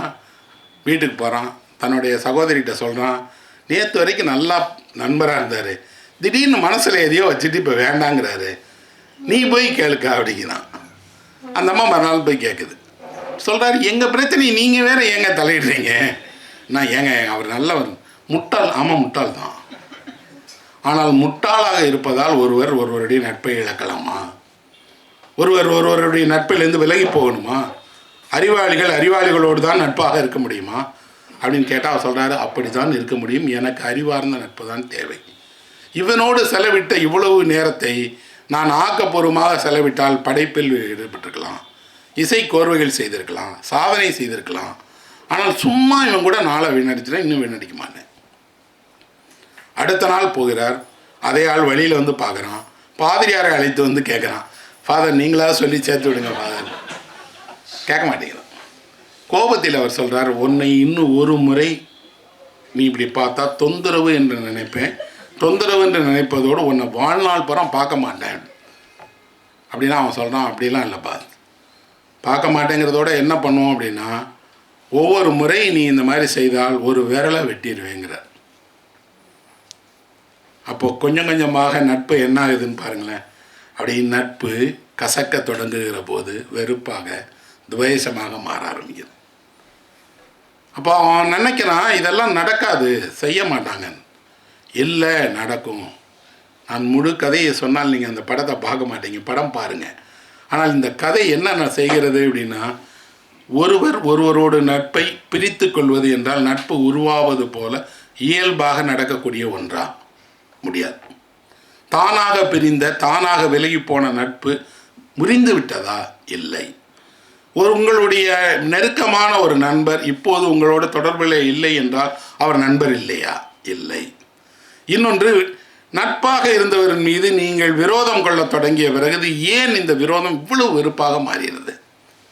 நீங்கள் நண்பர்களாக இருந்த, நட்பின் போது பகிர்ந்து கொண்ட, ஒன்றாக கழித்த உங்களுடைய இனிமை அத்தனையும் ஏன் கசப்பாக மாறுகிறது? அப்படின்னா உண்மையில் நட்பு அப்படிங்கிறது என்ன? ஒரு திரைப்படம் அல்ல, ஆனால் திரைப்படத்தின் பின்னால் ஒரு கேள்வி இருக்கிறது. நம் காலகட்டத்தில் நட்பு என்பது ஏன் இவ்வளவு மலினமாக மாறிடுது? யாரும் யாரோடையும் எந்த காரணத்துக்காகவும் நட்பாக நடிக்கலாம், நட்பாக இருக்க முடியாது. அதே நேரத்தில் ஆழமான நட்புடையவர்கள் எப்படி இருந்தாங்க? பார்த்து கொள்ளாமல், பேசிக்கொள்ளாமல், போரின் போது இந்த நாட்டிலையும் அந்த நாட்டிலையும் பிரிந்து நீண்ட பல வருடங்களுக்கு அப்புறம் ஒருத்தரை ஒருத்தர் சந்திக்கும் போது ஒன்றுமே பேசிக்கொள்ளாத இரண்டு முதியவர்கள் ஒரு ரயில்வே ஸ்டேஷனோட பெஞ்சில் பக்கத்தில் உட்காந்துட்டு இவர் அவர் கையை தொடுறார், அவர் ஒரு கையை தொடுறார். ஒரு காதலனும் காதலியும் கையை தொடுவது போல ரெண்டு முதியவர்கள் கையை தொடுகிற ஒரு காட்சி ஒரு திரைப்படத்தில் வருது. அவர்கள் பேசிக்கொள்ளலை, ஆனால் அவர்களுக்கு நீண்ட கால அந்த பிரிவு தொடுதலின் வழியாக ஒன்று சேர்ந்தது. உலகம் அவர்களுடைய நட்பை பிரித்து வைத்திருக்கிறது. ஆனால் நம் காலம் எப்படி இருக்குது? நம் காலம் உண்மையில் இது போல் ஒரு, அந்த காலம் தான் சொல்லுவாங்க நல்ல நட்பு, நல்ல நண்பர். நிறைய நண்பர்கள் இல்லை, ஒருவர் இருந்தார், இருவர் இருந்தார். ஆனால் இந்த இருவர் என்ன செய்வாங்கன்னா நெருக்கமாக இருப்பார்கள். என் தந்தையினுடைய காலத்தில் அப்படி பலரை பார்த்திருக்கிறேன். ஒன்றாகவே இருப்பார்கள். அவர்கள் ஒருவருக்கொருவரான வேற்றுமைகளை எல்லாம் அவர்கள் பெரிதாக நினைக்க மாட்டாங்க. இன்னும் சொல்லப்போனால் குடும்ப கஷ்டங்களுக்காக நண்பர்கள் பரஸ்பரம் பேசிக்கொள்ளக்கூட மாட்டாங்க. ஆனால் இவர் என்ன நினைக்கிறார் என்று அவருக்கு தெரியும், அவர் என்ன நினைக்கிறார் என்று இவருக்கு தெரியும். அந்த மாதிரி நேரங்களில் அந்த நண்பர்கள் யாராவது ஒருவர் இறந்து போய்விட்டால் இன்னொருவர் செயலற்றே போய்விடுவார். செயலற்று போவதோடு என்ன செய்வார்னா, அவர்கள் பழைய சென்ற இடங்களுக்கு, பழைய சென்ற ஆலயங்களுக்கு போய் தனியாக நின்று கண்ணீர் விடுவார். இவ்வளவு வலிமையான ஒரு நட்பு, இவ்வளவு வலிமையான ஒரு உறவு ஏன் நம்ம காலத்தில் இவ்வளவு மலினமாக மாறப்பட்டது? இன்னொன்று யோசித்து பாருங்கள். இலக்கியம் திரும்ப திரும்ப திரும்ப நட்பினுடைய பெருமையை சொல்லிக்கிட்டே இருக்குது. இன்னொரு பக்கம் சமகால வாழ்க்கை நட்புலாம் ஒன்றுமே இல்லை, எல்லாமே ஏமாத்து, எல்லாரையும் சந்தேகப்படு. அறிவாளியோடு தான் நட்பாக இருப்பான், பணக்காரனோடு தான் நட்பாக இருப்பான், இருப்பவனோடு தான் நட்பாக. அது உண்மை இல்லை. உங்கள் நண்பர் யாராக வேண்டுமானாலும் இருக்கலாம், எந்த நிலையிலும் இருக்கலாம். ஆனால் நீங்களும் அவருக்கும் இடையில் இருக்கக்கூடிய நட்பு என்பது ஆத்மார்த்தமாக, உண்மையில் ஒரு அன்பினுடைய இணைப்பாக இருக்கிற நேரத்தில் இந்த நட்புக்கு இது போல ஒரு கேள்விகளோ பிரச்சனைகளோ பதிலோ வராது. நான் எங்கேயும் எமர்சனை படித்தேன், ஆனால் இந்த படம் பார்க்கும்போது இந்த படத்துக்குள் ஒலிக்கக்கூடிய அத்தனை வாசகங்களும் எமர்சன்ட்டு இருக்குது. எமர்சன் சொல்கிறார், எமர்சன் எதையெல்லாம் முன்னாடியே சுட்டி காட்டுகிறாரோ எங்கோ ஒரு இடத்துல இது நிஜமாக நடந்ததான் தெரியாது, ஆனால் ஒரு திரைப்படம். ஆனால் அந்த திரைப்படத்தின் வழியாக என்ன நடக்குது அப்படின்னா, கொஞ்சம் கொஞ்சமாக இந்த வாழ்க்கையை என்றைக்கு உள்ள ஒருவர் பார்க்க சொல்லித்தர்றார். அப்படி அவர் நட்பை பற்றி பேசியிருக்கார், விதியை பற்றி சொல்லுகிறார். விதிதான் மனிதனுடைய இவ்வளவு இருக்குது, இல்லைன்னா என்னுடைய மனைவி இறந்து போவாளா, அவர் 2வது திருமணம் செய்கிறார், அவர் பையன் செத்து போயிடறான், என் மகன் பறிக்கப்படுவானா, இப்படியெல்லாம் நடக்கும்போது விதி என்று ஒன்று இருக்கிறது என்று நம்ப வேண்டிய இடத்துக்கு நாம் தள்ளப்படுறோம். ஒருவேளை இருக்கக்கூட செய்யலாம், ஆனால் விதியின் கீழாக மண்டிடுபவன் அல்ல மனிதன் அப்படிங்கிறார். அவனால் விதியை தாண்டி செல்ல முடியும், வெல்ல முடியும் என்று. இன்றைக்கு ஆயிரக்கணக்கான சுய முன்னேற்ற புத்தகங்கள் வந்திருக்கு. சுய முன்னேற்ற புத்தகங்களை படிப்பது என்பது பெருந்திரளான வாசகர்கள் படிக்காங்க, லட்சக்கணக்கில் இருக்குது. எல்லா சுய முன்னேற்ற புத்தகங்களுக்கும் முதல் புத்தகம் இவர் எழுதுனது தான், இவர் சொன்ன கட்டுரைகள் தான். குறிப்பாக ஒரே ஒரு கட்டுரை இருக்கிறது, தன்னம்பிக்கை என்ற ஒரு கட்டுரை. ஒரு 10 பக்க கட்டுரை இருக்குது. அந்த கட்டுரையை நீங்கள் ஆங்கிலத்திலேயோ தமிழ் படித்தோ உங்கள் கையில் வைத்து கொண்டால் அதைவிட சிறப்பான ஒரு சுய முன்னேற்ற கட்டுரை இருக்கவே முடியாது. எல்லா நிலை நீங்கள் ஒரு 10 வரி படித்தீங்கன்னா நீங்கள் என்ன பண்ணுவீங்கன்னா வெளியில் போகும்போது காலை நிமித்தி விட்டு போவீங்க. அவர் சொல்லுகிறார், உங்களிடம் இல்லாத திறமையோ, உங்களிடம் இல்லாத நம்பிக்கையோ, உங்களிடம் இல்லாத ஆற்றலோ உலகிடம் இல்லை. நீங்கள் தான் உங்களை பற்றி திரும்ப திரும்ப குறைவாக மதிப்பிடுகிறீர்கள். உங்களுக்கு தோல்வி ஏற்பட்டோம். இயற்கையில் தோல்வியே ஏற்படாததாக இருக்கா? காயம் ஏற்படலாம். காயமே இல்லாத மனிதன் என்று ஒருத்தன் உலகத்தில் இருக்கிறானா? அப்போ எல்லா உங்களுக்கு நடக்கக்கூடிய செயல்களையும் தாண்டி நீங்கள் வெல்வீர்கள்னு ஒரு தடவை 2 தடவை இல்லை, அந்த கட்டளை முடியறதுக்கு முன்னாடி ஒரு 100-200 முறை ஒரு மனிதனை பார்த்து சொல்கிறார். யாரை பார்த்து? யாரை இந்த சமூகம் எதற்கும் பயனற்றவன், எதுக்கும் உதவாதவன், எதையும் செய்ய தெரியாதவன் என்று சொல்லுகிறதோ அவனை பார்த்து சொல்கிறார், நீ வெல்வாய். உன்னிடம் ஆற்றல் இருக்கிறது, திறமை இருக்கிறது, அந்த மதம் சொன்னால் கேட்காத, சுதந்திரமாக சிந்தின்னு சொல்லிகிட்டே இருக்கிறார். சொல்லிட்டு அவர் சொல்கிறார், உங்கள் சிந்தனை தான் உங்களை வழி நடத்துகிறது. உங்கள் சிந்தனையை நீங்கள் சரிப்படுத்திக் கொள்ளவும் மேம்படுத்திக் கொள்ளவும், இன்னும் சொல்லப்போனால் சிந்தனையை விசாலமாக்கவும் வேண்டுமென்றால் எல்லாவற்றையும் பாருங்கள், எல்லாவற்றையும் கேள்வி கேளுங்கள், எல்லாவற்றையும் நீங்கள் ஆராய்ந்து பாருங்கள் சொல்லிட்டு அவர் சொல்கிறார். மனிதனுடைய நடத்தைகளை நாம் புரிந்து கொள்ளவே முடியாது. மனிதன் பார்ப்பதுக்கு எளிதாக இருக்கான், ஆனால் மனிதனுடைய ஒரு நடத்தையை நீங்கள் புரிந்து கொள்ள முடியுமா? மேனர்ஸ் அப்படின்னு ஒரு கட்டுரை இருக்குது. அது மனிதனுக்கு இருக்கக்கூடிய நடத்தைகளை பற்றி, சாப்பிட்றதுலேருந்து வீட்டில் நடந்துக்கிறதுலேருந்து அவர் ஒரு வரியிலே சொல்லிடுறாரு, நடத்தை என்பது இருவர் தொடர்பான ஒரு விஷயம். நீங்கள் மட்டும் சரியாக நடந்தால் சரியாக இருக்காது. நீங்கள் ஒன்றை சரியாக செய்ய வேண்டும் என்றால் இன்னொரு ஒத்துழைப்பு வேண்டும். இது வீட்டில் எவ்வளோ முக்கியம், வெளியில் எவ்வளோ முக்கியம், இந்த நடத்தைக்கு எப்படி வரலாறு இருக்கிறது எல்லாத்தையும் சொல்கிறார். இன்னொரு பக்கம் வணிகர்களுக்கு இதே அறத்தை சொல்கிறார், அரசியல்வாதிகளுக்கு சொல்லுகிறார். திரும்ப திரும்ப அவரோட பொருளுடைய மையமாக இருப்பது என்ன அப்படின்னா, மனிதனை நாம் நினைப்பது போல எளிதாக வரையறுத்து இவன் திறமையானவனா, இவன் திறமை இல்லாதவன், இவன் உதவுறவன் உதவாதவன் பிரிக்க முடியாது. வினோதமான மனிதனுடைய எண்ணங்களும் மனிதனுடைய சிந்தனைகளும் மனிதனுடைய செயல்பாடுகளும் நாம் நினைத்து பார்க்க முடியாததுங்கிறார். அது உண்மைதான் நண்பர்களே. ஏன்னா அது எமர்சன் சொன்னது மட்டுமல்லாமல், எமர்சனிடமிருந்து இதெல்லாம் கற்றுக்கொண்டு ஒரு தோறு நான் சொன்னது போல போய் பக்கத்தில் இருக்கக்கூடிய ஒரு இயற்கையோடு இணைந்து ஒரு வாழ்க்கையை வாழ்ந்து காட்டி இயற்கையோடையே ஒரு மனிதன் கொஞ்ச காலம் வாழலாம் அப்படிங்கிறத சொல்கிறார். இன்றைக்கு அது சாத்தியமா? இன்றைக்கு அப்படி ஒரு வாழ்க்கையை வாழ முடியுமா அப்படின்னா, உங்களால் முடியும் என்றால் உங்கள் சமூகம் அனுமதிக்காது. உங்கள் சமூகம் அனுமதிக்கும் என்றால் அதுக்கு ஒரு பெரிய விலை கொடுக்கணும். இன்றைக்கி கூட ஒரு தீவில் போய் நீங்கள் வாழணும்னா கோடீஸ்வரராக இருக்க முடியும். இல்லாதவர் போய் ஒரு மீனவர் போய் தீவில் வாழ முடியாது. மிகப்பெரிய கோடீஸ்வரராக இருந்தால் ஒரு தீவை சொந்தம் கொண்டாடி நீங்கள் தனியாக வாழலாம். அப்படின்னா இயற்கை என்பது இப்போ மிகப்பெரிய விலை கொடுக்க வேண்டிய ஒன்றாக மாறிடுச்சு. ஆனால் எமர்சனுடைய காலத்தில் இருந்து ஒவ்வொரு தேசத்திலும் இயற்கையை பற்றிய மதிப்பீடுகள் எல்லாவற்றிலும் சொல்கிறாங்க, இயற்கை மாறாமல் அப்படியே இருக்குது. இயற்கையினுடைய கடந்த காலத்தை பற்றியெல்லாம் இயற்கைக்கு ஒன்றுமே இல்லை, எப்போதும் நிகழ்காலத்தில் இருந்து கொண்டே இருக்கிறது. மனிதன் தான் தன்னுடைய கடந்த காலத்தின் வழியாக இயற்கையை பார்க்கிறான், நிகழ்காலத்தின் வழியாக இயற்கையை பார்க்கிறான், இயற்கையை பற்றி அச்சம் கொள்ளுகிறான். மனிதனுடைய நடத்தை எல்லாவற்றையும் இயற்கையோடு ஒப்பிட்டு இயற்கையை வெல்ல பார்க்கிறான். நீங்கள் வெல்ல வேண்டிய பொருள் அல்ல, இணைந்து செல்ல வேண்டியது. தண்ணீரும் மீனும் இருப்பது போல இயற்கையும் மனிதனும் இருக்கணுமே தவிர தனித்தனியாக இல்லைங்கிறாங்க. எகிப்தில் ஒரு பழக்கம் இருக்குது. என்ன அப்படின்னா, அங்கே மன்னர்கள் இறந்து போனால் மன்னர்கள் சொர்க்கத்துக்கு போவாங்கன்னு சொல்கிறாங்க. சொர்க்கத்துக்கு சொல்லுகிற மன்னர்களுக்கு போவதற்கு முன்னாடி என்ன செய்வாங்கன்னா, அவங்க காலில் இருக்கக்கூடிய அந்த பாதத்தில் இருக்கக்கூடிய தோலை உரிச்சிருவாங்க. அது ஒரு சடங்கு. பாதத்தில் இருக்கக்கூடிய தோலை அப்படியே அறுத்து எடுப்பாங்க. அதுக்கு என்ன காரணம் சொல்லுகிறாரு தெரியுமா? பூமியில் கால்கள், அந்த மன்னருடைய கால்கள் பூமியில் பட்ட தூசியோடு சொர்க்கத்துக்கு போகக்கூடாது. சொர்க்கம் என்பது பூமியினுடைய தூசிகளுக்கு இடம் அளிக்காது.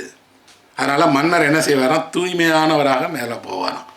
ஆனால் உண்மையில் பூமியோடு மனிதனுக்கு இருக்கக்கூடிய அந்த நெருக்கம், அந்த பூமியோடு மனிதனுடைய கால்கள் கொள்ளுகிற உறவு, அந்த உறவினுடைய முக்கியமாக இருக்கக்கூடிய நடை, அந்த நடையின் வழியாக மனிதன் கண்ட மாற்றங்கள், இதுதான் பெரிய விஷயம். ஆன்டியஸ் என்று ஒரு கிரேக்கத்தில் ஒரு புராணத்தில் ஒருத்தன் வரான். அவன் யார் அப்படின்னா, கடலுக்கு அங்கே ஒரு தெய்வம் இருக்குது, அது பொசிடான்னு சொல்லுவாங்க. அந்த தெய்வத்தினுடைய மகன். அவன் ஒரு பெரிய வீரன். அவனை எதிர்த்து யாரும் சண்டை போடவே முடியாது. அவனுடைய தாய் தான் இந்த பூமி. அவன் கடலுக்கும் ஒரு நிலத்திற்கும் பிறந்த பையன். அவனோட வீரத்துக்கு நிகரே இல்லை. இவனோட ஹெர்குலிஸ் சண்டை போடுறான். சண்டை போடும்போது என்ன நினைக்கிறான் அப்படின்னா, ஆன்டியஸை வெல்லவே முடியாது. ஏன் வெல்ல முடியாது என்றால், அவன் கால்கள் பூமியில் இருக்கும் வரை அவனை வெல்ல முடியாது. ஆனால் அவன் கால்களை விட்டு அவனை பூமிக்கு மேலே கொண்டு போயிட்டா அவன் பலமற்றவன். அதனால் அவனோடு சண்டை செய்யும்போது அவனை கால்களை மேலே போகிற மாதிரி உயர ஏற்றி வானத்திலேயே பந்தாடி வெல்ல வேணும்னு வெல்றான். அந்த உரை மறக்க முடியாத ஒரு உரை. அதில் ஒரு சின்ன சம்பவம் சொல்கிறான். என் உரையினுடைய நிறைவாகவும் அதை சொல்லி முடிக்கிறேன். சல்மா லாகர்ல அந்த ஸ்வீடிஷ் மன்னர் தான் நோபல் பரிசை கொடுக்குறார். அவர் முன்னாடி நின்று சொல்கிறார், என்ன இந்த மாதிரி விருது கொடுத்து அழைச்சிருக்கீங்க. நான் ரயிலில் வந்தேன். வரும்போது எனக்கு ஒரு கனவு வந்தது. என் கனவில் நான் என்ன செய்தேன் என்றால், சொர்க்கத்துக்கு போனேன். சொர்க்கத்தில் ஒரு சாய்வு நாற்காலியில் என் அப்பா உட்காந்து சாய்வு நாற்காலியில் ஆடிட்டு இருக்கிறத பார்த்தேன். நான் போன உடனே என் அப்பா சந்தோஷமாக, மகளே நீயும் சொர்க்கத்துக்கு வந்துட்டியா, வா அப்படின்னு சொல்லி பக்கத்தில் உட்கார வைத்தார். நான் என் தந்தைகிட்ட கேட்டேன், எப்படி இருக்கீங்க, ரொம்ப மகிழ்ச்சியாக இருக்கிறேன். நீ ஏமா வருத்தத்தோடு இருக்கேன்னு கேட்டார். அதுக்கு சொன்னால், அப்பா நான் சொர்க்கத்துக்குள்ளே வந்துட்டேன், ஆனால் கடனாளியாக வந்திருக்கேன்ப்பா. என் கடன்கள் தீர்க்க முடியாததாக இருக்குப்பா, நான் என்னப்பா செய்யட்டும் அப்படின்னோடனே தந்தை சொல்கிறார், இந்த சொர்க்கம் எவ்வளோ விசித்திரமானது தெரியுமா, இங்கே எல்லா இன்பங்களையும் அனுபவிக்கலாம், பணம் மட்டும் கிடையாது அப்படின்னு சொல்கிறார். ஆனால் அவர் சொல்கிறா, அப்பா என்னுடைய கடன்களை தீர்ப்பதுக்கு ஆலோசனையாவது சொல்லுங்கப்பா அப்படின்னு. சொல்லு மகளே உன்னுடைய கடன் என்ன அப்படின்னு சொல்கிறா. எனக்கு ஒரு 6-7 வயதுகள் இருக்கும்போது நீங்கள் ஒவ்வொரு நாளும் இரவில் ஒரு விளக்கை ஏற்றி வைத்து பக்கத்தில் உட்காந்துட்டு நீங்கள் உங்களுக்கு தெரிந்த கதையெல்லாம் சொல்லுவீங்க. ஏதேதோ நாட்டில் இருந்த மன்னர்களை பற்றி, அவர்களுடைய வீர கதைகளை பற்றி, இந்த நிலத்தில் வாழ்ந்த விவசாயிகளை பற்றி, பலரை பற்றின கதைகளையும் சொன்னீங்க. அந்த கதைகள் தான் என் மனதில் முதலாக கதை உலகம், கதைக்கென்று ஒரு விசித்திரம் இருப்பதை நினைவு வந்தது. அதற்கு எப்படி எப்பா நன்றி கடன் செலுத்த முடியும், அது கடன் இல்லையா அப்படின்னு கேட்குறார். தந்தை ஆடிட்டே சொல்கிறார், கடன் தான்.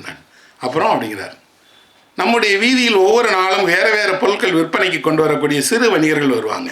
ஒவ்வொருவரும் வீட்டு வாசலில் உட்கார்ந்து பொருள் விற்கும்போது கதை சொல்லுவார்கள், பாட்டு பாடுவார்கள், இன்பமாக குழந்தைகளுக்கு ஏதாவது செய்வார்கள்.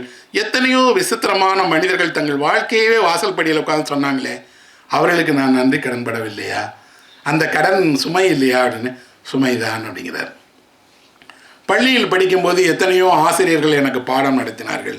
அவர்கள் ஏதேதோ தேசத்தினுடைய சிந்தனையாளர்களை, எழுத்தாளர்களை, கவிஞர்களை எல்லாவற்றையும் சொன்னார்கள். இந்த உலகை எப்படி பார்க்கணும்னு சொன்னாங்க. அது கடன் இல்லையா அப்படின்னு கேட்குறார். கடன் தான், கூடுதலான கடன் அப்படிங்கிறார்.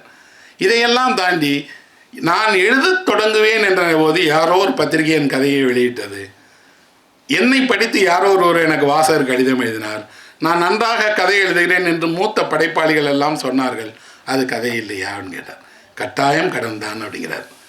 இதையெல்லாம் விட என்ன பெரிய இதுன்னா, எங்கோ ஒரு முகம் தெரியாத ஒரு பெண்ணோ ஆணோ என் கதையை படித்துவிட்டு அது தன்னுடைய கதை என்று உருகி எனக்கு கண்ணீர் கடிதம் எழுதுகிறார்.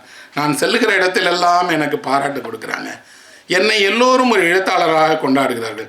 இவர்களுக்கெல்லாம் நான் கடன் படவில்லையா அப்படின்னா சொல்கிறார், தீர்க்க முடியாத கடன் பட்டிருக்கிறேன். இதையெல்லாம் விட பெரிய கடன் யாரென்றே தெரியாத இந்த நோபல் கமிட்டி என்னை அழைத்து எனக்கு நோபல் பரிசு கொடுக்கிறார்களே தந்தையே, இது பெரிய கடன் இல்லையா அப்படின்னு கேட்குறார். தந்தை சொல்கிறார், நிறைய நேரத்தில் நாம் இந்த கடன்களை எல்லாம் தீர்க்க முடியாது மகளே. ஏனென்றால் இந்த கடன்கள் எப்போதும் இருக்கக்கூடிய கடன்கள். உண்மையில் இந்த கடன்களை எல்லாம் பெற்று இருப்பது தான் உனக்கு தகுதி. ஆனால் இந்த கடன்களை பற்றியெல்லாம் என் மண்டையை போட்டு குழப்பிக்கொள்ளாமல் மகளுக்கு பெரிய விருது கிடைத்திருப்பது என்ற சந்தோஷத்தில் இருக்கக்கூடிய தந்தையாக இருக்க விரும்புகிறேன் அப்படின்னு அவர் ஆடினார்னு சொல்லிட்டு, இதை விட மேலான ஒன்றை இந்த சபையில் சொல்ல என்னால் தெரியாது, நன்றி அப்படின்னு முடிச்சிட்டாங்க. ஒரு நோபல் பரிசு பெற்ற சபையில் ஒரு எழுத்தாளர் நன்றியை எப்படி சொல்லுகிறார் பாருங்க. வாசகர்களுக்கு, எழுத்தாளர்களுக்கு, தந்தைக்கு, தாய்க்கு, உடன் பிறந்தவர்களுக்கு எல்லாவற்றுக்கும் தாண்டி இந்த கடன்களுக்கெல்லாம் தான் என்ன செய்ய முடியும் அப்படின்னா, இந்த கடன்களை எல்லாம் சேர்த்து கொண்டே இருப்பது தான் உங்கள் வாழ்க்கை அப்படின்னு தந்தை சொன்னார் இல்லையா. இந்த சபையிடமும் நான் அதையே சொல்லி, என் வாக்கும் அதுவும் வேறே அல்ல. எல்லா ஆண்டும் இதே போல் என் மீது அன்பு செலுத்துறீங்க, இதே போல் என் புத்தகத்தை பதிப்பிக்கிறீங்க, என்னுடைய புத்தகத்தை வாங்குறீங்க, படிக்கிறீங்க. யாரோ என் மீது அன்பு காட்டுகிறார்கள்.